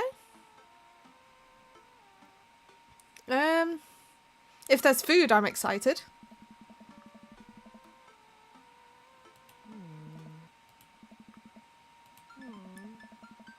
Don't you ever want to meet some of the people in the neighbourhood? I'll probably end up standing uncomfortably in the corner with a plate of food and hope that nobody talks to me. I feel that. Dad, you're a beautiful work in progress. We'll get that butterfly to emerge from the cocoon. The social butterfly. Well, we better start getting ready. We definitely don't want to be late. What? No, we have to be fashionably late. Who shows up to a cookout on time? You know what? We're going early just because you said that. I head out the door and Amanda reluctantly follows. We walk across the street to Joseph's house with a store-bought veggie plate. I'm a terrible cook if it doesn't involve a grill. I guess we're not as early as we thought we were. Joseph's backyard is already packed with people and the smell of hot dogs waft through the air. Small children run through a sprinkler and the adults chat in small clusters. I set our bledgie? Oh my gosh. I set our veggie plate down on a table next to 2 other veggie plates. Huh. Hey, there's Joseph. I wave to get his attention. The moment he sees us, he jogs over, arms open wide. Welcome, I'm so glad you 2 are here. And you brought veggies. Let me introduce you to my family. Kids, come on over here. This is Chris, my eldest. Hi. This is Christian and Christy. No! Chris, Christian, Christy. They stare creepily and say nothing. Then, of course, there's our youngest Krish.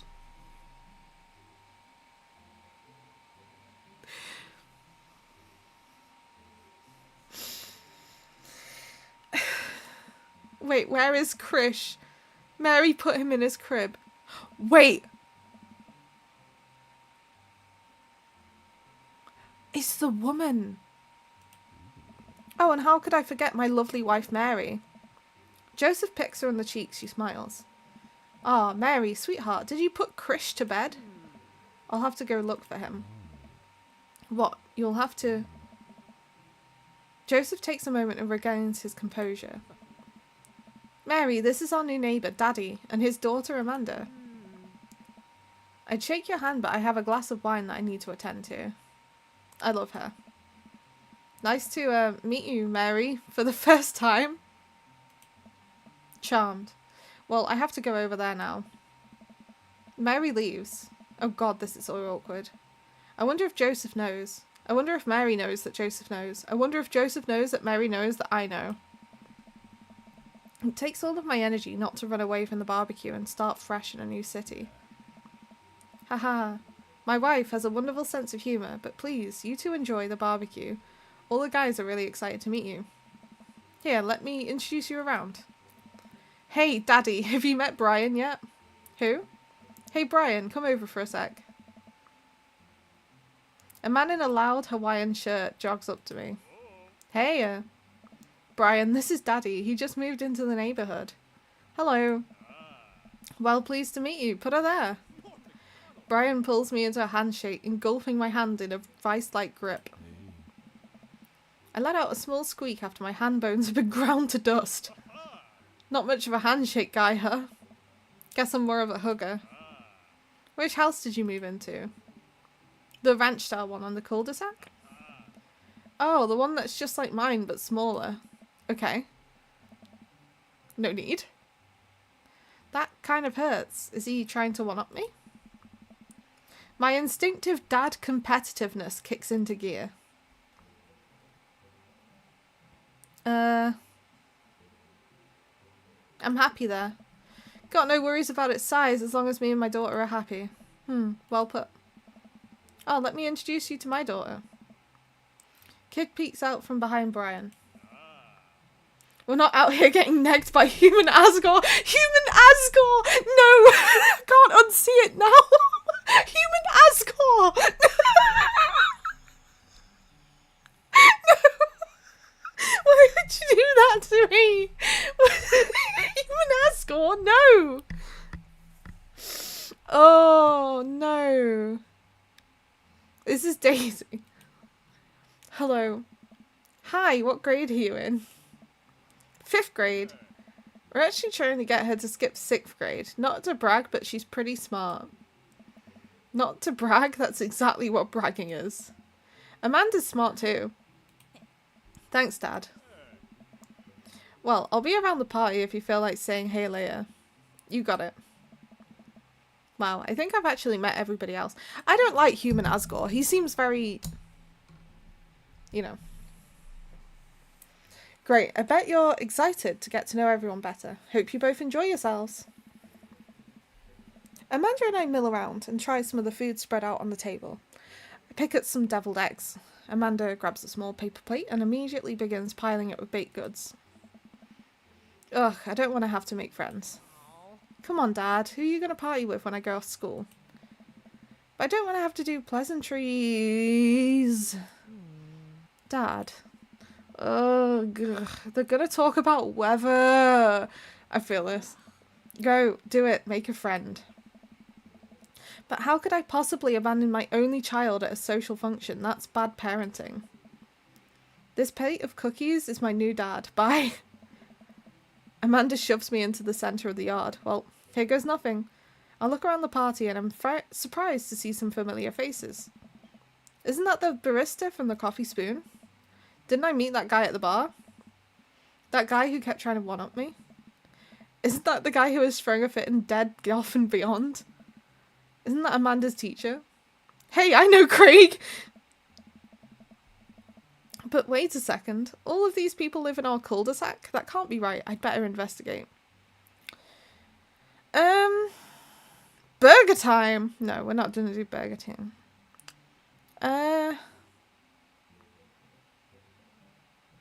See, I'm torn. Because, like, Damien, the vampire, right? He's pretty cool. But I also like Matt. Because Matt was quite nice. Because he was really socially awkward, and I kind of loved that. He was, like, really silly and just, like, didn't know how to talk to people. And I thought that was kind of cute. Because I also don't know how to talk to people.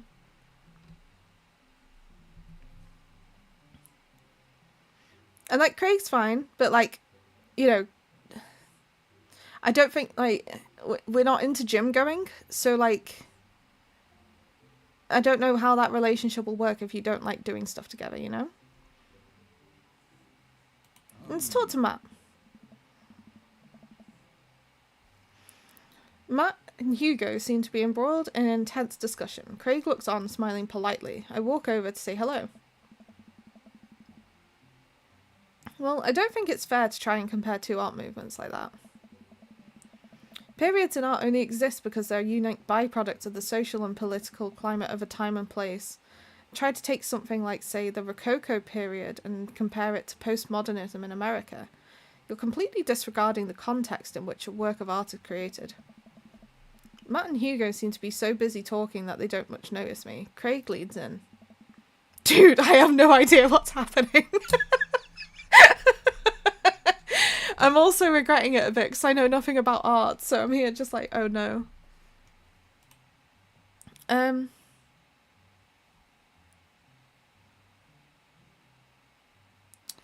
kind of want to help Craig out, but at the same time, that's not how the dating sims work.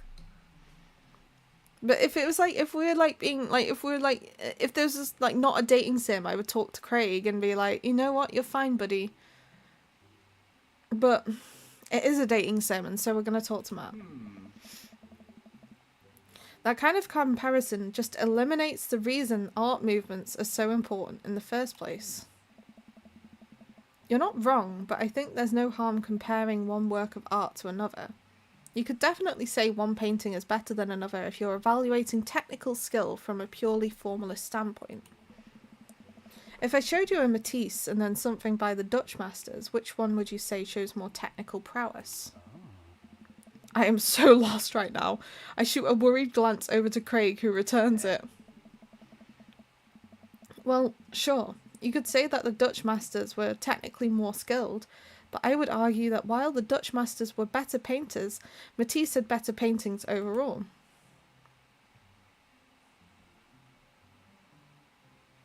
Well, that's pretty subjective. How do you mean? Well, that painting of the guy with the apple in front of his face is pretty nice. Matisse rocks. That's a Magritte. Right, art, sorry. You're fine, dude. We were just discussing the importance of context when talking about artwork. Listen, all I asked was if you like Van Gogh or Picasso better. Hugo throws up his hands in frustration. But they represent two completely different art movements. How could I possibly choose between the thick, creamy impasto of post-impressionism and the abstractionist beauty of cubism? Man, that's all way above my head. Me too.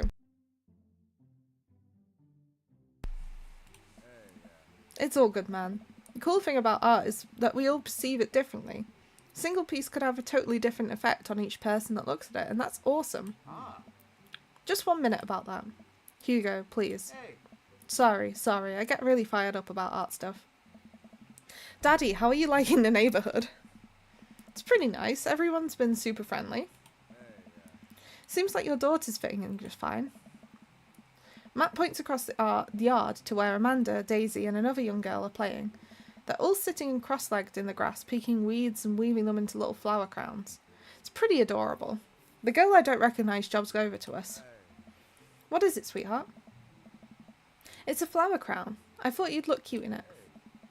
Well, there's only one way to find out. Matt takes the flower crown and places it on top of his head. Am I cool now? Yes. The girl stares at him, thinking it over. No, but you're slightly less uncool than you were before you put it on. Oh. Hey, Daddy, this is my daughter. Hello. I'm Carmen Sita? That's a cool name.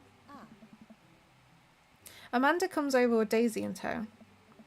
Dad, look, I'm making friends. Are you making friends? You better be making friends. Yeah, actually, Amanda. You remember the cool barista from the coffee shop and my old college friend and your teacher? Oh, hi, Mr. Vega. I didn't realise we were neighbours. Oh. Yep. You still gonna get me that overdue term paper? Great seeing you. Amanda finger guns her way out of the conversation like a champ. She learned the finger guns move from me. I'm very proud. She's definitely a charmer. Speaking of which, where did my son go? Hugo looks around the party. He must finally spot him because his eyes go wide. Ernest. Ernest Hemingway Vega. Are you smoking? Ernest is holding a lit cigarette. Nope. I see Ernest across the way. He casually takes a long drag out of his cigarette and then flicks it into a gutter. Unbelievable. Excuse me. Hugo marches over to Ernest and I turn my attention to Matt and Craig. Kids, right? Man, I do not envy Hugo. Last barbecue we had, Ernest tried to shove a sparkler down Joseph's pants. Nearly burned down half the yard. And the barbecue we had before that, he actually burned down half the yard. And it spread onto my lawn and burned down half of my yard too.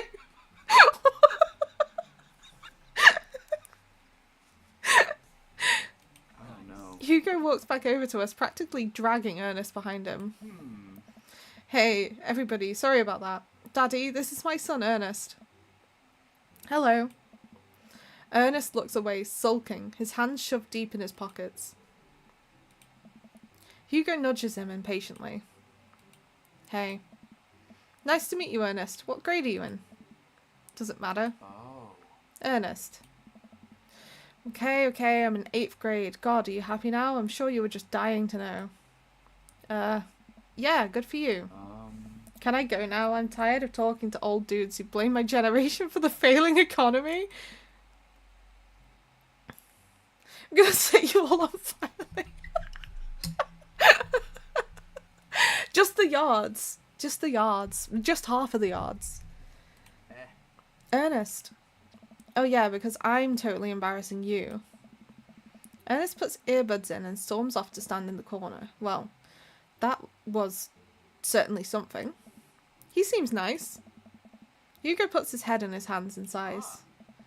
I'm so sorry. He's having a really rough time. As much as I want to be the cool dad, I have to be the authoritarian dad, and he clearly resents me for it. I mean, I think as a dad and a teacher, that's about as authoritarian as you can get. Honestly, are any of us cool dads? Is it even possible to be a cool dad? Well, I'm as cool as a cucumber. Heck is with the flower daddy? Oh, his daughter came and gave him a flower crown.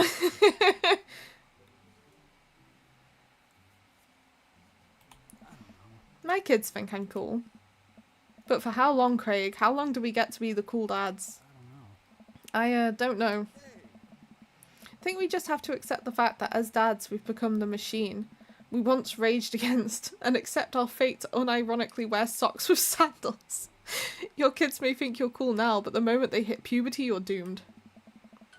Amanda's 18 and she still thinks I'm cool. I yell across the yard to my daughter. Amanda, I'm cool, right? Amanda just laughs. She keeps laughing. I see your point. Oh no. As much as we all want it, I think it's as important to be a cool dad as it is to be a good dad. We can't all be best friends with our kids. It just doesn't work. I mean, look at me and Ernest. Oh. Shut down, yeah. Our job as parents is to make sure our kids turn out okay. Yeah, you're right. But it'd be nice to have it both ways. Hi. I'm glad you could make it for Dream Daddy. Don't let us eat up your time, Daddy. Go meet some of the other people around the neighbourhood. Right, well, let's talk to Damien then. I spot Joseph chatting with the guy from Dead Goth and Beyond by the grill. I wonder what they're talking about. I walk over to them. So, I'm curious. Can you walk me through why you had your house painted black?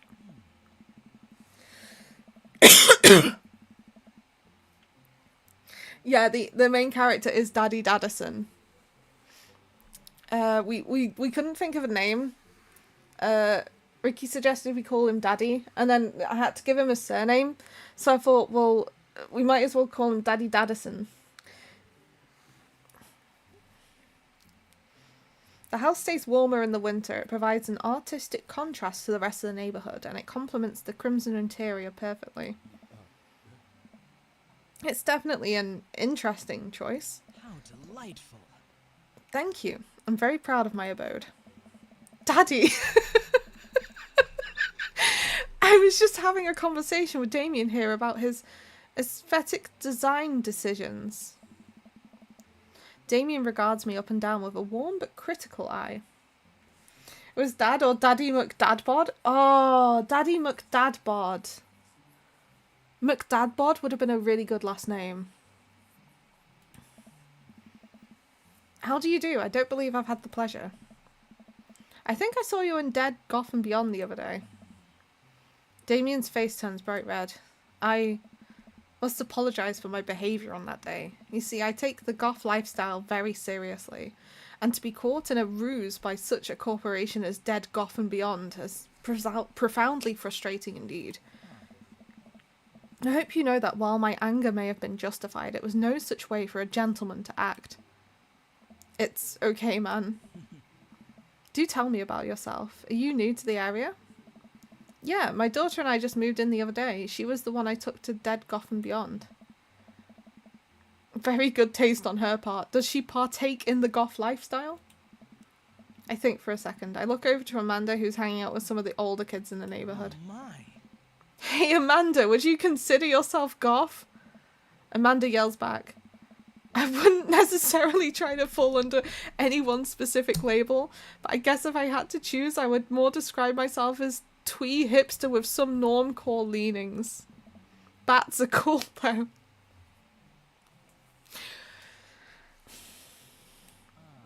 Ah, pity. Are you enjoying the party so far? Oh, definitely. Thanks so much for putting this on. It's nice to be in a cul-de-sac where everyone is so friendly and welcoming. Amanda walks up to the conversation. I also like The Lost Boys a lot. Really good movie. Does that count as goth? That it would, my dear. I don't believe we've had the pleasure of meeting. Damien, Blood March! Damien Blood March? Are you serious?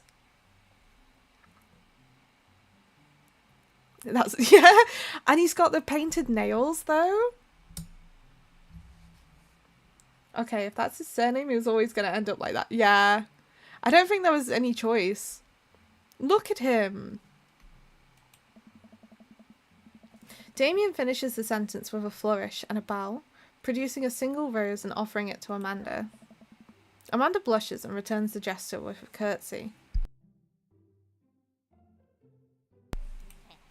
My, you do know how to treat a lady. Hello, Amanda. Seemingly out of nowhere, Joseph's twin kids appear. Are they speaking in unison? Hey, won't you come and play with us? Come play with us forever. Guys, enough with the creepy twin stick. We've talked about this. Christian and Christy slowly back away. Oh yeah, for anyone who missed it, he's got 4 kids. The oldest is called Chris. And then the twins are Christian and Christy. And then they've got a baby that we've not seen called Krish. Where do you think they got that from? Mary pops into the conversation, wine in hand. I don't know. Mary takes a long sip of wine. I think I may have taped over a VeggieTales VHS with The Shining. Who knows? They don't look creepy at all? No, not at all. They look completely normal. She takes another sip of her wine. Where's Krish? Wasn't he with you? You had him a moment ago. He's probably stuffing dirt in his mouth. He'll be alright. Toddlers are pretty resilient. Mary tips her glass to me. Ain't my first time to the rodeo. It's my 4th. I've squeezed 4 little... Sweetheart, would you do me a favour and please find Krish? That would be great. I'm sure he's fine. Mary. Okay, jeez. Mary finishes the wine and wanders off. Dad, can we go now? Ah, Lucian. Have I introduced you to Daddy yet? Hey, it's that punk from Amanda's school. I remember you. Whatever. There's no way for a young man to speak to his elders. Be polite. What do you mean feed Krish? I fed them last week. Lucian bows. Whatever, sir. Lucian bows again. Mr. Christiansen. No! Wait a second. Joseph's last name is Christiansen? So there's Chris Christiansen, Christian Christiansen, Christy Christiansen, and Krish Christiansen. This is worse than Daddy Daddison.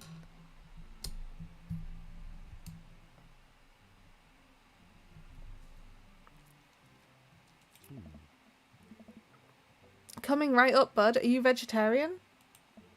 It's nice to know Daddy that's it. Make that 2 veggie burgers. Did you know that some people in the Victorian era were vegetarians? They described carnivorous type people as bloodlappers. Okay. Dad. That's really interesting, Damien. I do like Joseph, he's funny. Joseph turns to the grill. Just a hint of a tattoo peeks from underneath his sleeve. Can't believe I didn't notice it before. It looks like the bottom of an anchor. Whoa, is that a tattoo? Yep, I wasn't always a youth pastor, you know. That's so cool. Want to see mine? What? Lucian pulls back some rubber bracelets, revealing a lopsided 666 in black ink. Say that 10 times without getting tongue-tied. What, the Chris Christiansen? My buddy gave me a stick and a poke tattoo last week. I think it's healing up pretty good. Lucian. We'll talk about this later. That's pretty cool. What's the significance of the tattoo? I don't know. I just thought it looked sick. Well, in my opinion, the only reason you need to get a tattoo is because you want one. Careful though, that number carries weights. Man, Joseph is a way cooler youth pastor than I thought. I just figured youth pastors popped out the womb of a Bible. I wonder what he did before preaching. I'm not really interested in either of them, so I think burger time, honestly. And without further ado, let's work some magic. Joseph closes his eyes, takes a deep breath, and gets to work. With the greatest of ease, he sets patties on the grill, flourishing as he flips his spatula in the air. It's easily some of the best grill work I've ever seen. You guys think this is my first time in front of a grill?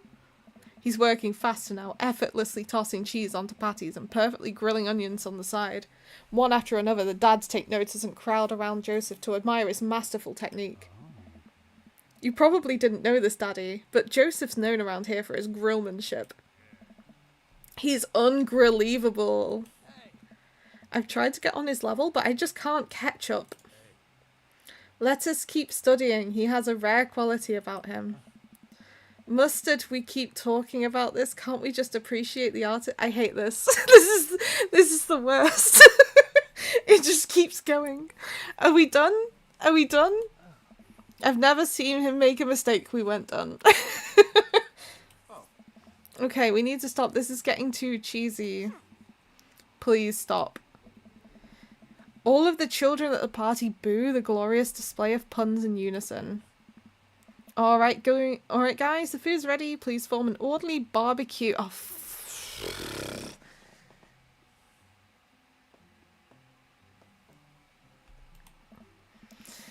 Amanda groans. We all grab our food and hang out, enjoying perfectly cooked cheeseburgers. Man, it's so wild how all of us dads live in the same cul-de-sac. Kinda nice, isn't it? Feels like there's a real community here. Totally helps when you're just a single dad trying to raise a kid. We're happy to have you here, man. I think you're gonna like this neighborhood a lot. Plus, Amanda seems to be getting along with all the kids. She decides to get into the babysitting game. She'll really make a killing. Hey, why don't you add us all on Dadbook? Dadbook? I'm sorry. I'm sorry? Dadbook? Dadbook? Yeah, it's a great social network for dads to keep in touch with each other. We're all on it, so if you ever need to reach out to anyone, that's the simplest way to do it.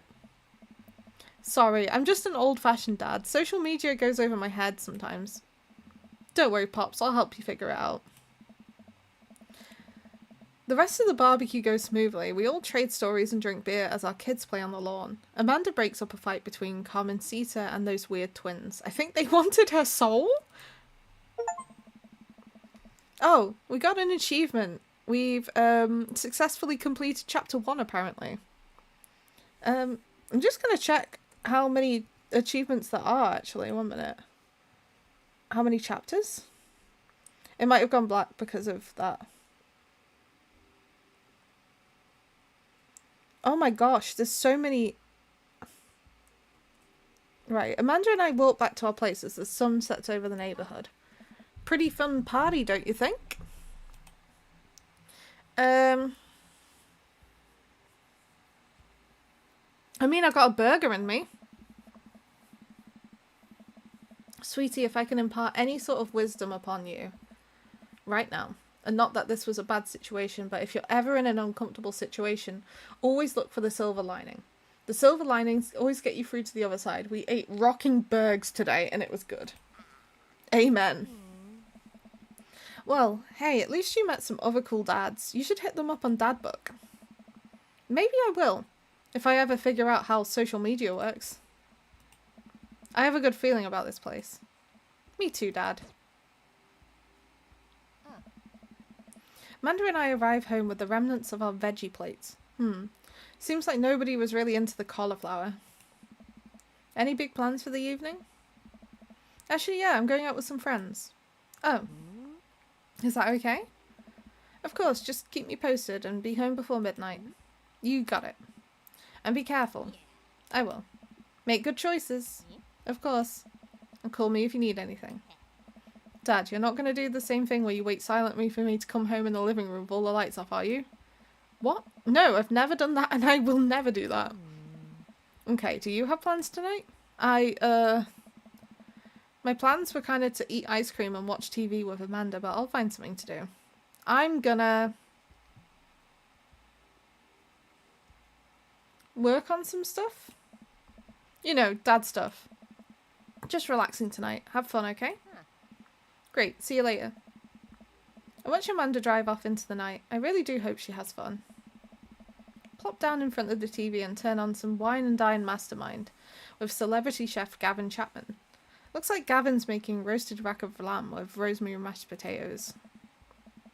I'd love to be able to cook like that, although I think if I was actually good at cooking, I'd use my powers for evil, just like making baked Alaskas all day instead of food with any real nutritional substance. Man, Gavin Chapman just caught that thing on fire, but he meant to do it. What a professional. I lose track of time as I blaze through several episodes of Wine and Dine Mastermind, and also one episode of some cooking show called Meat Hell. I'm not even sure what that one was about, it was just a lot of yelling. I glance at my watch. Man, it's almost midnight. I should check in with Amanda. I send a text. Hey kiddo, you good? I wander into the kitchen as I wait for a reply. Amanda's phone is always in her hand, so I'm sure she'll respond soon, unless she's driving home now, in which case I hope she doesn't respond soon, because I definitely taught her better than to text and drive. I reach into the freezer and grab an ice cream sandwich. It's a little late for this, but I think I earned it after a long day of socialising. You know what? Yes, we did. I check my watch again, and then my phone. Nothing yet. Okay, see, now I'm worried. Do I call her? Do I call the cops? No, it's too soon for that. I'll just send her a gentle reminder text. What's up? Half an hour passes. Now I'm really worried. The episodes of Gavin Chapman's Meet Hell are not only assuaging my anxiety, but possibly exacerbating it with all the yelling. So I keep pacing around the house, waiting for her to come back. Why didn't I find out where she was going? Who was she even with? Why don't I know any of her friends' phone numbers? Why don't I know any of her friends' full names? Who is Emma P? I decide to send her another text. Amanda, please text me and let you know you're okay. I can't help but think of all the awful things that could have happened to her. Oh, thank God it's her. Amanda opens the door and shuffles in. Finally she's back home. I'm glad she's okay. Sup? Sweetie, thank God you're safe. Yeah. But now that I know she's okay, I'm really mad. Why didn't you answer my texts? Amanda pulls her phone out of her pocket. Oh, whoops, guess I didn't see those. She starts to walk to her room. Amanda Ann. Whoa, we're pulling out the middle name now? Amanda, you came home an hour and a half after your curfew and you didn't respond to any of my texts. You really freaked me out. I was about to call the cops. Dad, you're seriously overreacting. You're not going to be like this when I go off to school, are you?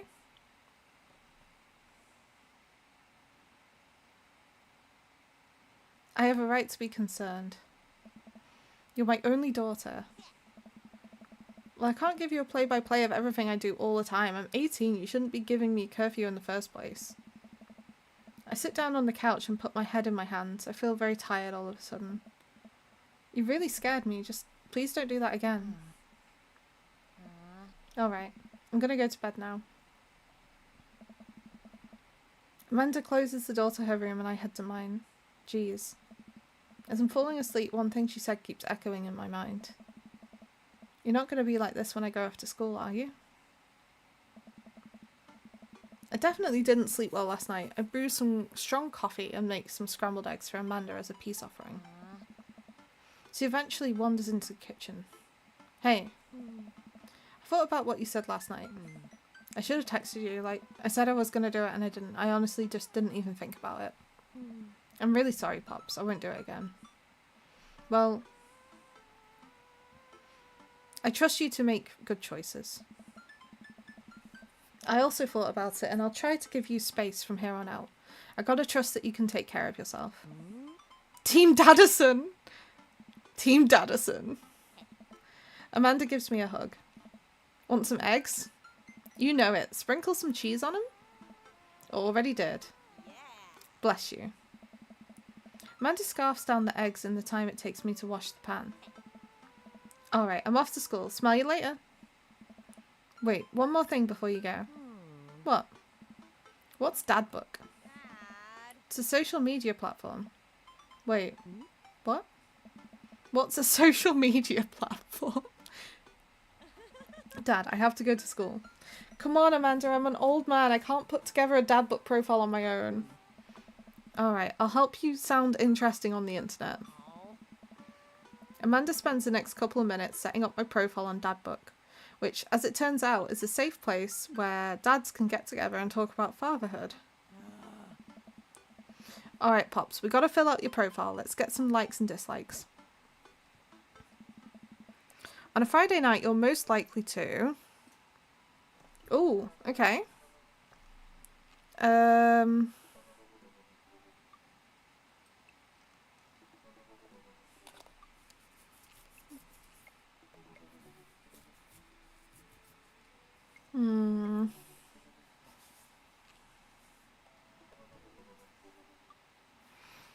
I'd probably say fall asleep watching the History Channel.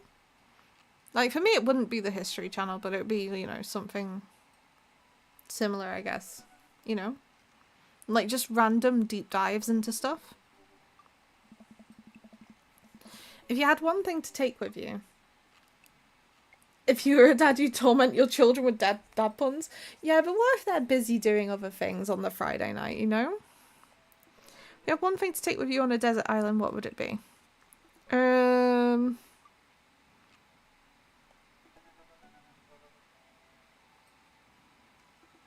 boat, obviously. What are your turn-ons?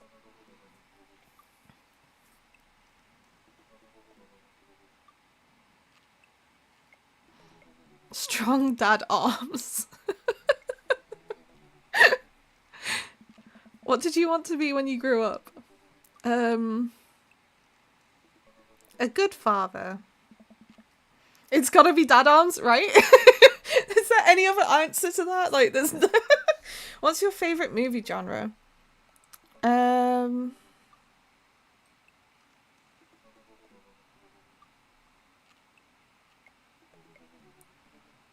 See, I like horror movies, but I also like old comedies that haven't aged well. I think that's funny as hell when you see them, and they've just got all these weird old jokes that just don't make sense anymore. I think that's so funny.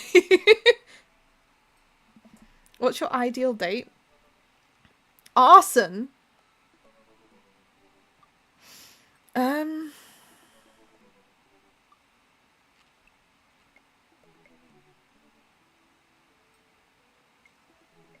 I can't believe that arson is an option here.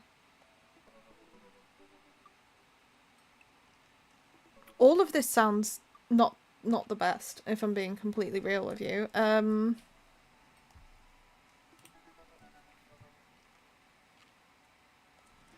trying to think. Like, what? Probably the puzzle. What you never leave home without? My sick vape. I can't help it if arson sounds hot. Oh, my cripplingly low self-esteem. You know what? I spend a lot of time thinking about.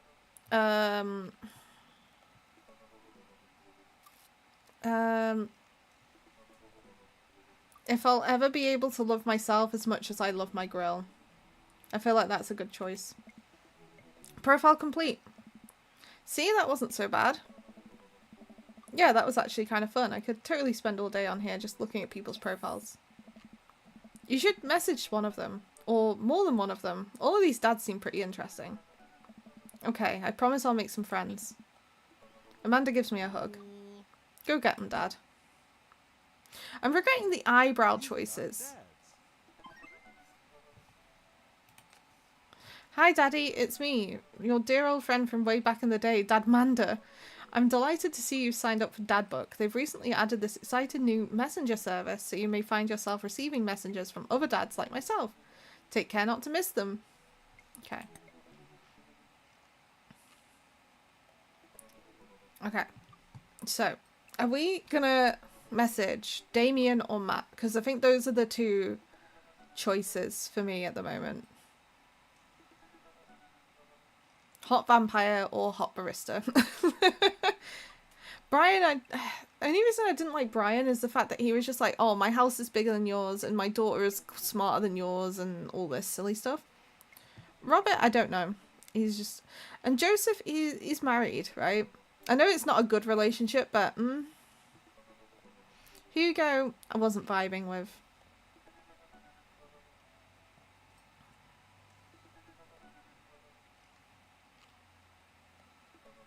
And also, I've got to say, like, his choice in the names of his children, considering his last name is Christiansen, and he's named them Chris, Christy, Christian, and Krish. I think that's a bit silly, you know?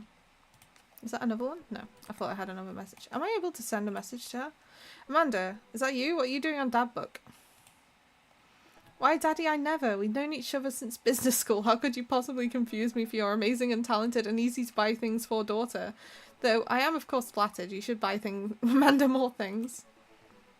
Amanda, you know I didn't go to business school. I barely even managed to get my degree. Wait. No. Wow. I didn't say that. You never heard that. This is gold. I was a great student, I swear. I graduated at the top of my class because I worked hard and ate all my vegetables. Wait, do you even remember what I majored in? I declined to comment. Cool. Okay. Well, we've managed to talk to Amanda. I think we... I don't know. I think we just talked to Matt, right? Perfect my cold brew setup one drop at a time, baby. Fine tunes to pass the days around. Multi-instrumentalism. Oh, so like people who can play more than one instrument? What did you want to be? A barista? Go to the animal shelter and seriously enjoy... That sounds great. Would you never leave home without my headphones? I spend a lot of time thinking about where did writing commas into song titles come from and where did it go?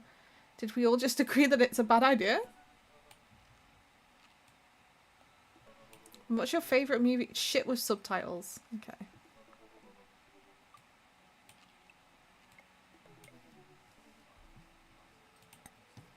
Is there a way to check... A minute, let's save as well before we continue.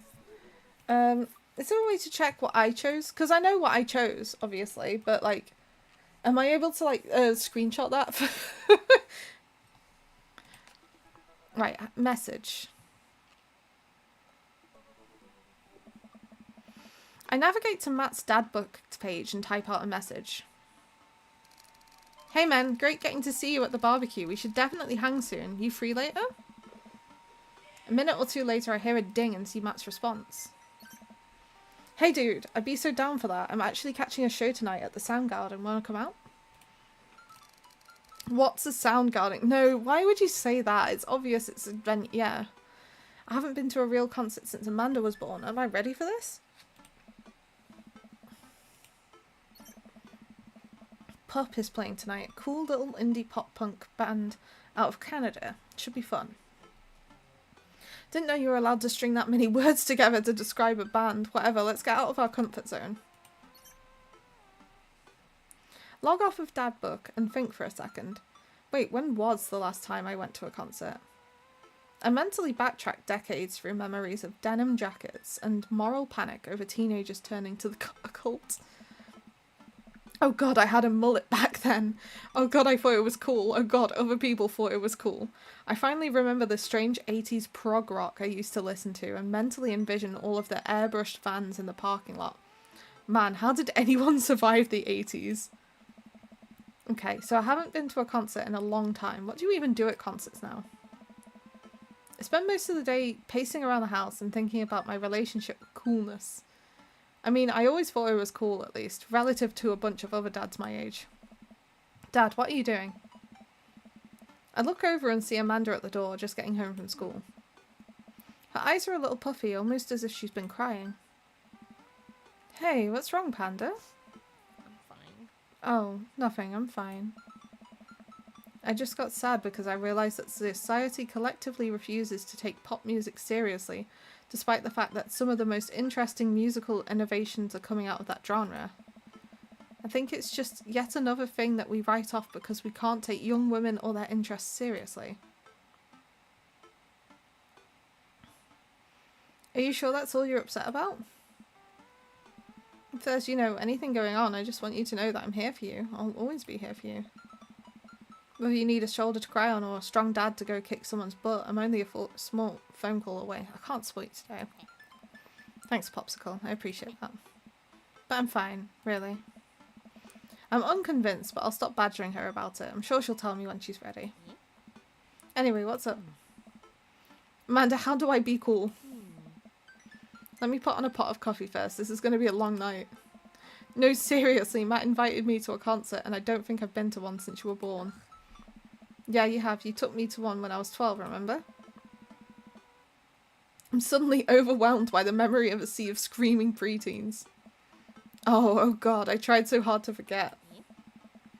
The one where I had to camp out with you in line so that you could get a good spot and then you cried and screamed the whole time? Dad, it was much more than that and I'm not even ashamed to say it. Oh, you're not ashamed? You seemed pretty ashamed when I found all those drawings you made of those dancing boys kissing in your Trapper Keeper. Yeah, well, you didn't even find the good stuff. Anyway, you should be all set for the concert if you remember that. Just bring a big glittery sign and cry a lot and you'll fit right in. Well, it's at a smaller place and I think Matt mentioned that they're a punk band. Like DIY gutter punk, thrash, straight edge. Come on, Dad, give me something to work with here. Are they post-punk, proto-punk, steampunk, Jeremy punk? What's Jeremy punk? I made that one up to see if I could get away with it. They're not positive hardcore, are they? He said that they're Canadian punk? Oh, yeah, you'll be fine. Does the idea of Canadian punk seem contradictory to you? I don't see friendship and politeness as core tenets of the punk scene. Well, punk is kind of a big genre that may not be as dangerous as you think it is. It became so much more than just counterculture rebellion. What I'm trying to say is, just enjoy the music. That's it? I mean, yeah, it's not like you're gonna jump to the mosh pit or anything. Well, that's comforting. And if a strange dude in a Set Your Goals hoodie offers to buy you merch, do not accept it and definitely don't go on 3 awful dates with him afterward where he takes you to a nice restaurant and then forgets his wallet literally 3 times in a row. What? Never mind, just have a blast tonight. I show up to the Coffee Spoon at 8 in what I hope is concert-appropriate attire. I see Matt out front, locking the door to the shop. Hey, you made it. Ready for tonight?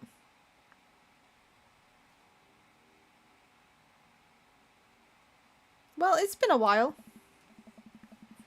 I haven't been to a real concert since Pet Rocks were cool. I have no idea what I'm in for. Did your daughter make you take her to one of those boy band concerts where everyone holds signs and scream cries? Yeah. I got 2 lined up next month. I still can't get the glitter out of my car from the last one. You know what? I was in one of those when I was younger. My dad took me to see Busted. I was one of those girls. I wasn't scream crying though. I didn't scream cry. Stay strong. But dude, I get to take you off to your first concert in a long time. This is going to be awesome. Just hang with me, Daddy, and you'll be good.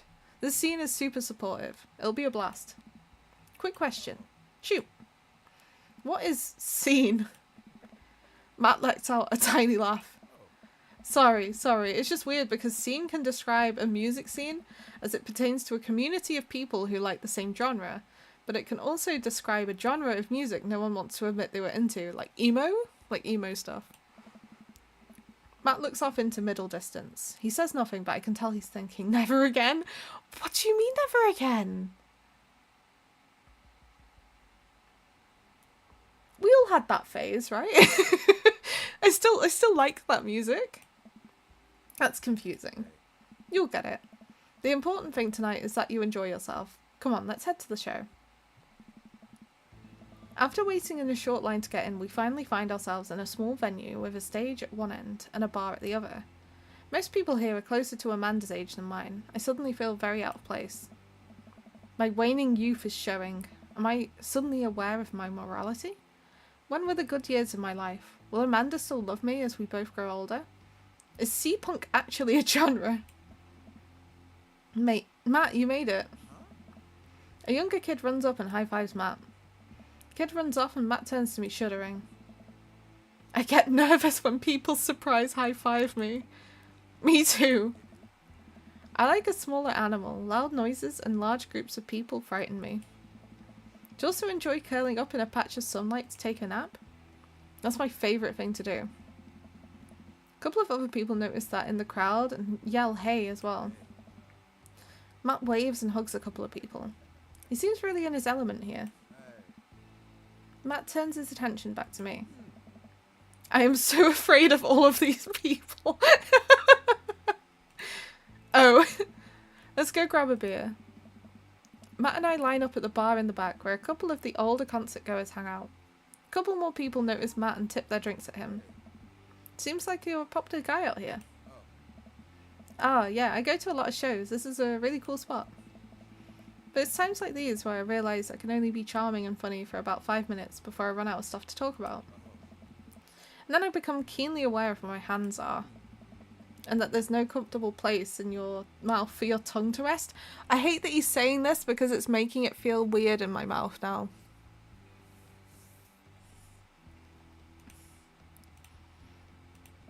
God damn it, where do I put my tongue, right? See? Well, I've known you for more than 5 minutes and I still think you're charming and funny. Just you wait. We grab our drinks. This scene seems really friendly. I don't know why people wouldn't want to admit that they listen to it. Let's check out the merch. Matt and I walk over to a small booth in a corner of the room where a crusty-looking teenager guards a selection of shirts and records. He singles me out for across the room and hops up on his chair. Step on up, get your merch here. I got t-shirts, I got tank tops, I got all the gifts and equipments discerning concert goer of considerable taste might want. You! I gesture to myself, face flushing red. Yes, you look like a fella who knows their music. How's about a fine 12-inch long playing vinyl record made and distributed by Pup Canada's premier punk rock outfit? Tongue Awareness Day? Honestly, I hate that they've said this. It genuinely feels so weird in my mouth now. Please stop yelling at me. I'm already kind of on edge because this is an unfamiliar place and I don't know anybody here, and I would appreciate it if you could stop singling me out, and I'm sure you're cool, but it's making me a little uncomfortable. Kid immediately hops down off the chair. You got it. Sorry about that. I just get really excited about salesmanship. I can't relate, but I appreciate your enthusiasm nonetheless. Hey Pablo. Your friend looked lost, so I figured I'd give him the old razzle-dazzle. How the hell are you, Matt? Day by day, my man. They do that thing where they high-five but also turn it into a hug. Your mom doing better? She's still single. If you want to be my dad, I could make that connect. And have to deal with you every single day? Fair enough. Who's your bud? That's Daddy. That's Daddy. Thought I'd bring out a concert pal. Pablo leans close to Matt. Is Daddy cool? Daddy cool. Matt eyes me. I eye him back. He cracks a smile. Yeah. Pablo brings me in for a bro hug. My dude. I'm not sure what to say, but give the courtesy 2 pats on the back is customary in our society for people you don't know super well but still want to be friendly to. Pablo's a total card. Kid plays the hell out of a bass. Yeah, man, when are we starting our witch house band? You know I'm out the game. It's a shame, you know Vacant Veil would have slayed. It'll slay once you start actually making music instead of printing out a bunch of band shirts. We got the sickest logo. While Matt and Pablo talk, I check out the merch. These shirts are really nice. Looks like the opener's coming on. Let's get a spot up close. Matt and I walk over to the stage where a crowd begins to form. The band walks on stage and picks up a variety of strange instruments. Is that a harpsichord? The lead singer addresses the crowd. He has a mandolin slung behind his back. Hey, what's up everybody? We're Jonathan Jones and the Speakeasy Choir. My name's Daniel. What? Let's start the show. Oh no, these guys. What? Without time to respond, the band starts playing the most cacophonous? I'm sure I've heard that word before, but I've never seen it written down, so I can't read it properly. Cacophonous noise I've ever heard. What is this? Matt doesn't say anything, he just hands me earplugs. Thanks. I put the earplugs in, and whatever the hell is assaulting my ears gets a lot quieter. For a band this bad, they really sure do seem to be having a lot of fun. I guess that's what really matters. Jesus, did that cellist just break his bow in half? I don't get this. The set seems to go on forever. There's no breaks in the songs, and I think one of the band members' jobs is specifically just to burn poetry on stage. I turned to Matt and tried to start a conversation. So you go to a lot of concerts out here, huh? What? I'm gonna ask again. I'm not gonna actually yell. What? Do we ask again? I'm gonna ask again. Yeah, he liked it. I think it's funny just to keep asking. Matt turns his attention back to the show. He can't hear me, so I just stop and try to enjoy the music. Okay, no, this is impossible. How long have they been playing this same song? 10 minutes? 20? A year? Eventually, the set ends, but only after the drummer sprains his ankle during his saxophone solo. They promised it was part of the act as he was carried off stage crying. Matt and I both pull our earplugs out. Man, that was something. I promise Pup is much better. I just have a lot of questions that I know I'll never get the answer to. Oh yeah, he sprains his ankle at every show. They were being real about that. Let's grab another beer. Matt and I work our way out the crowd and back to the bar. More and more people file into the concert space as it gets closer to the main act. It's getting kind of crowded in here. Grab our beers and I try to follow Matt back to our spot, but there are so many people that I'm having a hard time keeping up. As I lost my way through the throngs of excited concert goers, I realise I've lost Matt entirely. I stop and look around, seeing nothing but a sea of hip 20-somethings. I'm lost. How am I ever going to find Matt here? Where's the exit? Are there even exits? What if I'm trapped in this building forever? Am I going to see my daughter ever again? What if this terrible band gets back on stage? What if suddenly a hand reaches out to grab me? It's Matt! Almost lost you, buddy. Phew, I got really nervous for a second there. You and me both, dude. Takes my hand and leads me back towards the stage. I can feel myself blushing a little. We finally settle back into our spot and wait for the band to start. Busy place, huh? Yeah, Pup really brings out a crowd. So you go to concerts a lot? Oh yeah, it's one of my absolute favourite things in the world. I think it's one thing to listen to music and connect with it, but when you're in a room full of people connecting with the music just the same way that you are, that's magic. I suddenly have the urge to pee. Curse this tiny dad bladder. I never heard it put that way. That's really beautiful. Also, I have to pee. Hurry up, man. They're about to go on. I squeezed my way out the crowd towards the restroom. I really should have gone before I left the house, but Amanda was watching beauty videos in the bathroom. She had an eyeliner wing going halfway across her face, which was actually a pretty good look. I'm so proud of her. I make it to the restroom finally, but it's one of those single-person restrooms with a line forming outside of it. As soon as I finish my business, the band starts. Crap. People that were initially milling around the venue all crowd up against the stage as Pup plays their first song. How am I going to find Matt now?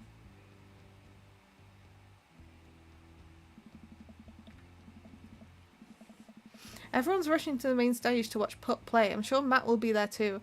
Gotta get there without being trampled by all these rowdy youths. What, have I actually gonna... How...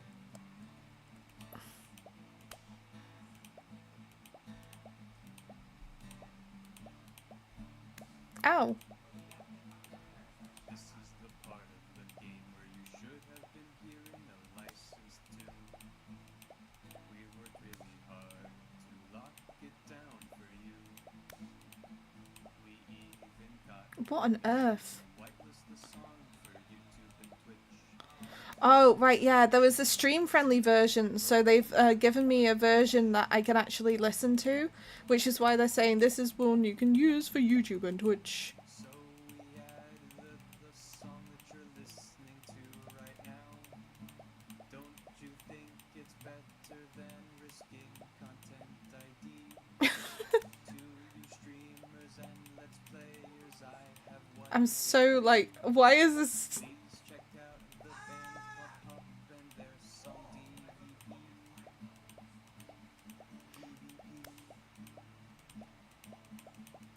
That's right, the band's called Pup and their song called DVP. Oh, so it was actually going to play Pup? Is the name of the... Tight, yes, take it from me.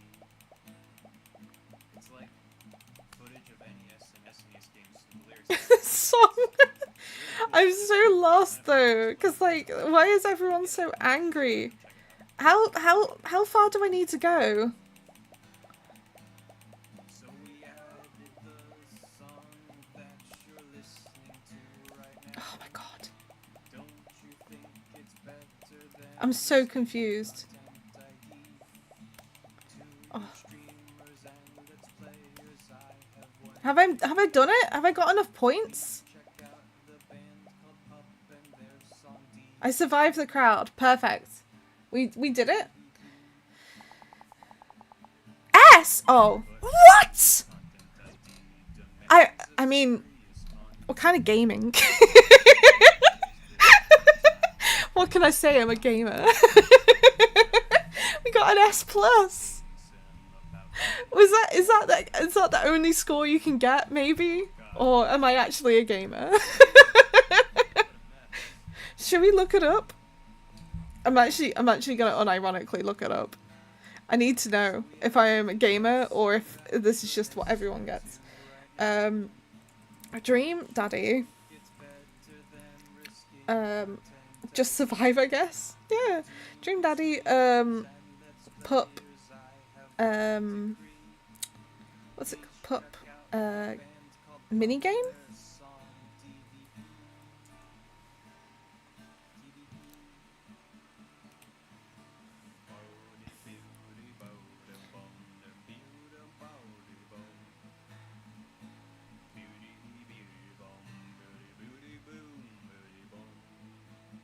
Yeah, it's literally just survive. It doesn't say.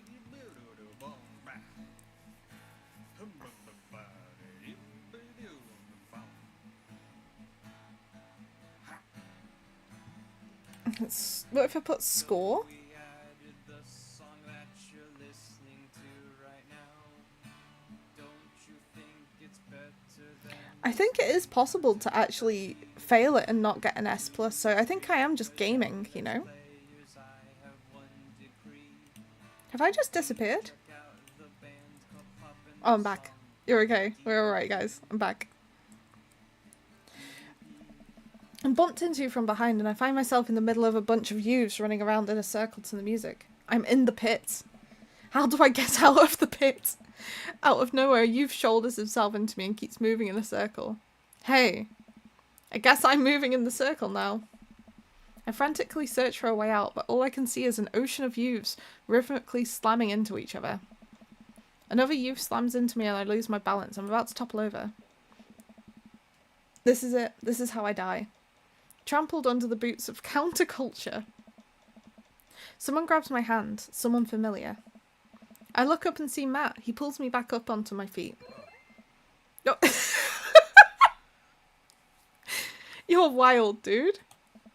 Matt throws his arm around me and we jump back into the circle, bashing into youths left and right as Pup plays a killer solo. I didn't know you messed with the pit. Me neither. I can't believe this. I'm having fun. I'm a little mad that I didn't stretch before physical activity, but I'm having fun. Song ends and the pit finally dissipates. Everybody cheers on Pup. Maybe I only got enough pit energy for one song. Ha, alright man, let's retreat. We'll show these kids how it's done another day. Work our way back to a more comfortable spot in the crowd and enjoy the rest of the show from a safe distance. Pup put on an amazing set and basically had to beg themselves off stage after their encore. With the concert over, their crowd starts making their way to the exit. Hey, I'll meet you outside. Gotta say bye to a couple of people. Hang outside of the venue until Matt finally shows up. Hey man, thanks for waiting. I got you a present. Matt hands me the t-shirt I was looking at earlier. Aww. Whoa, thanks man. Saw you eyeballing it back at the merch booth. And I mean, anyone who tears it up that hard on the first time back to a concert deserves a reward. That's cute. Amanda will love this. Oh wow, I bet Amanda will be super into this. She loves angry punk music. Oh, yeah, hat. Oh. He didn't like that, apparently. Hey, it's Pup. Hey dude, didn't realise you were here. So glad you could make it. You guys put on a great show. Thanks. Well, see you around. Wait, you know Pup?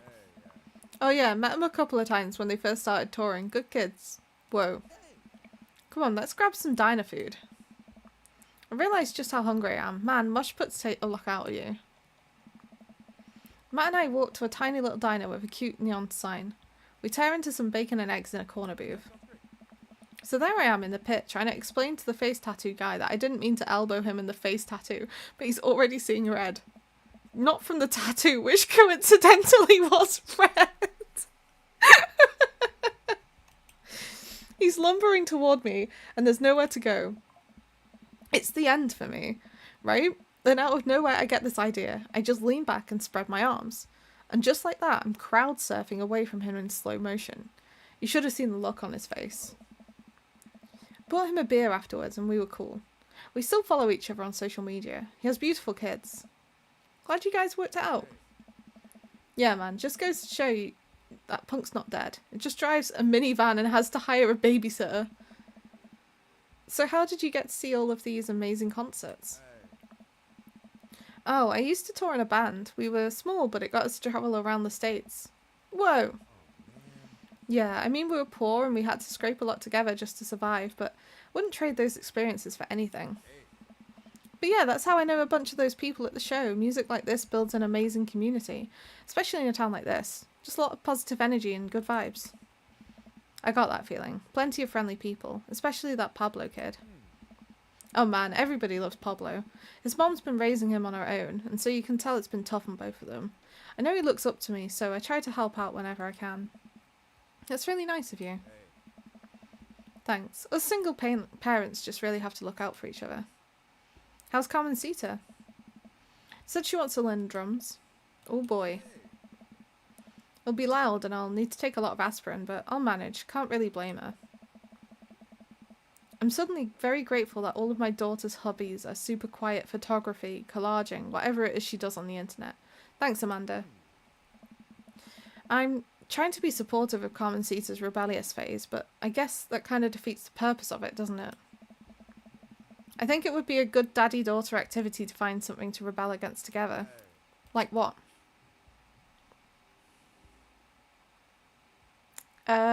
Big budget remakes of foreign films.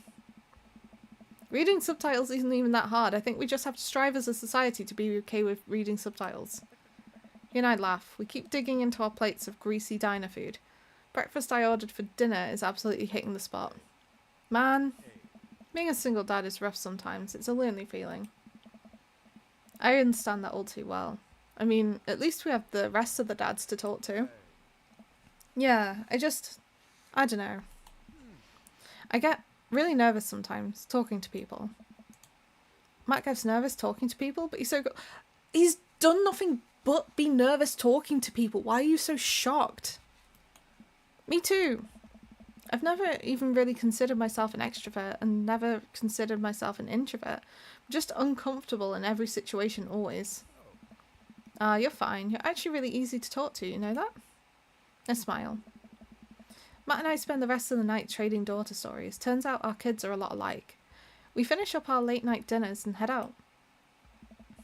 We walk back to the cul-de-sac, back to our respective houses. Tonight was a blast, man. Loved it. Although I'm probably going to feel it in my knees in the morning. You and me both. I don't usually like going to these things alone. It was really cool to have you there with me. I'm glad.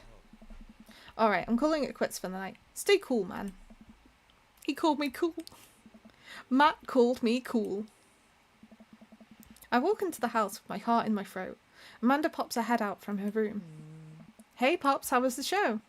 Matt thinks I'm cool. You don't say. Manda Panda, Matt thinks I'm cool.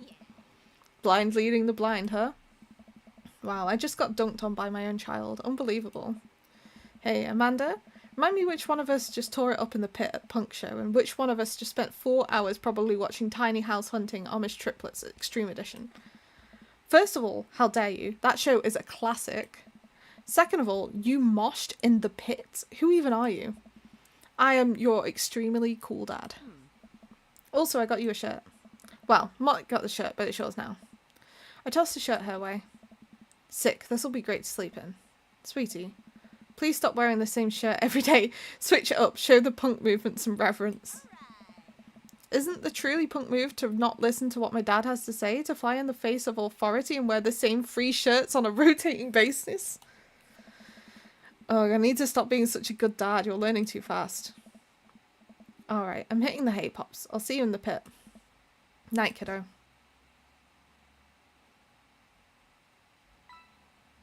Date complete.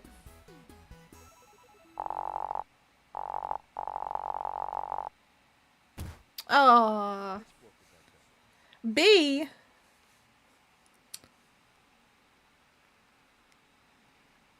I think it's because we didn't know the puns.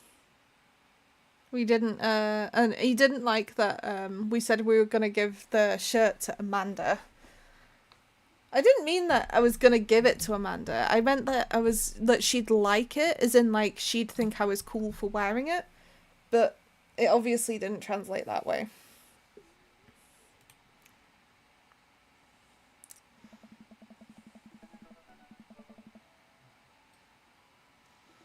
Right, with that though, I'm gonna save, and I think I'm gonna leave the stream there for today, honestly. Because I am getting very tired. It is 9 PM. I have work in the morning. I have work early. But we are going to be doing some more Skyrim tomorrow. We'll pick up on Dream Daddy again on next Thursday. We're going to continue with this, I think. Because I know I said a new dating game every Thursday, but I mean, I wasn't sure how long this was going to be. But then when I looked it up after I'd already gotten it and it said 5 hours, I was like, well, that's longer than how long I normally stream for, because normally, you know, I think usually 3 to 4 hours is how much I tend to do. Just because of all the other bits that I end up doing, you know. But for everyone who's watching me on Twitch, we're going to find someone to raid.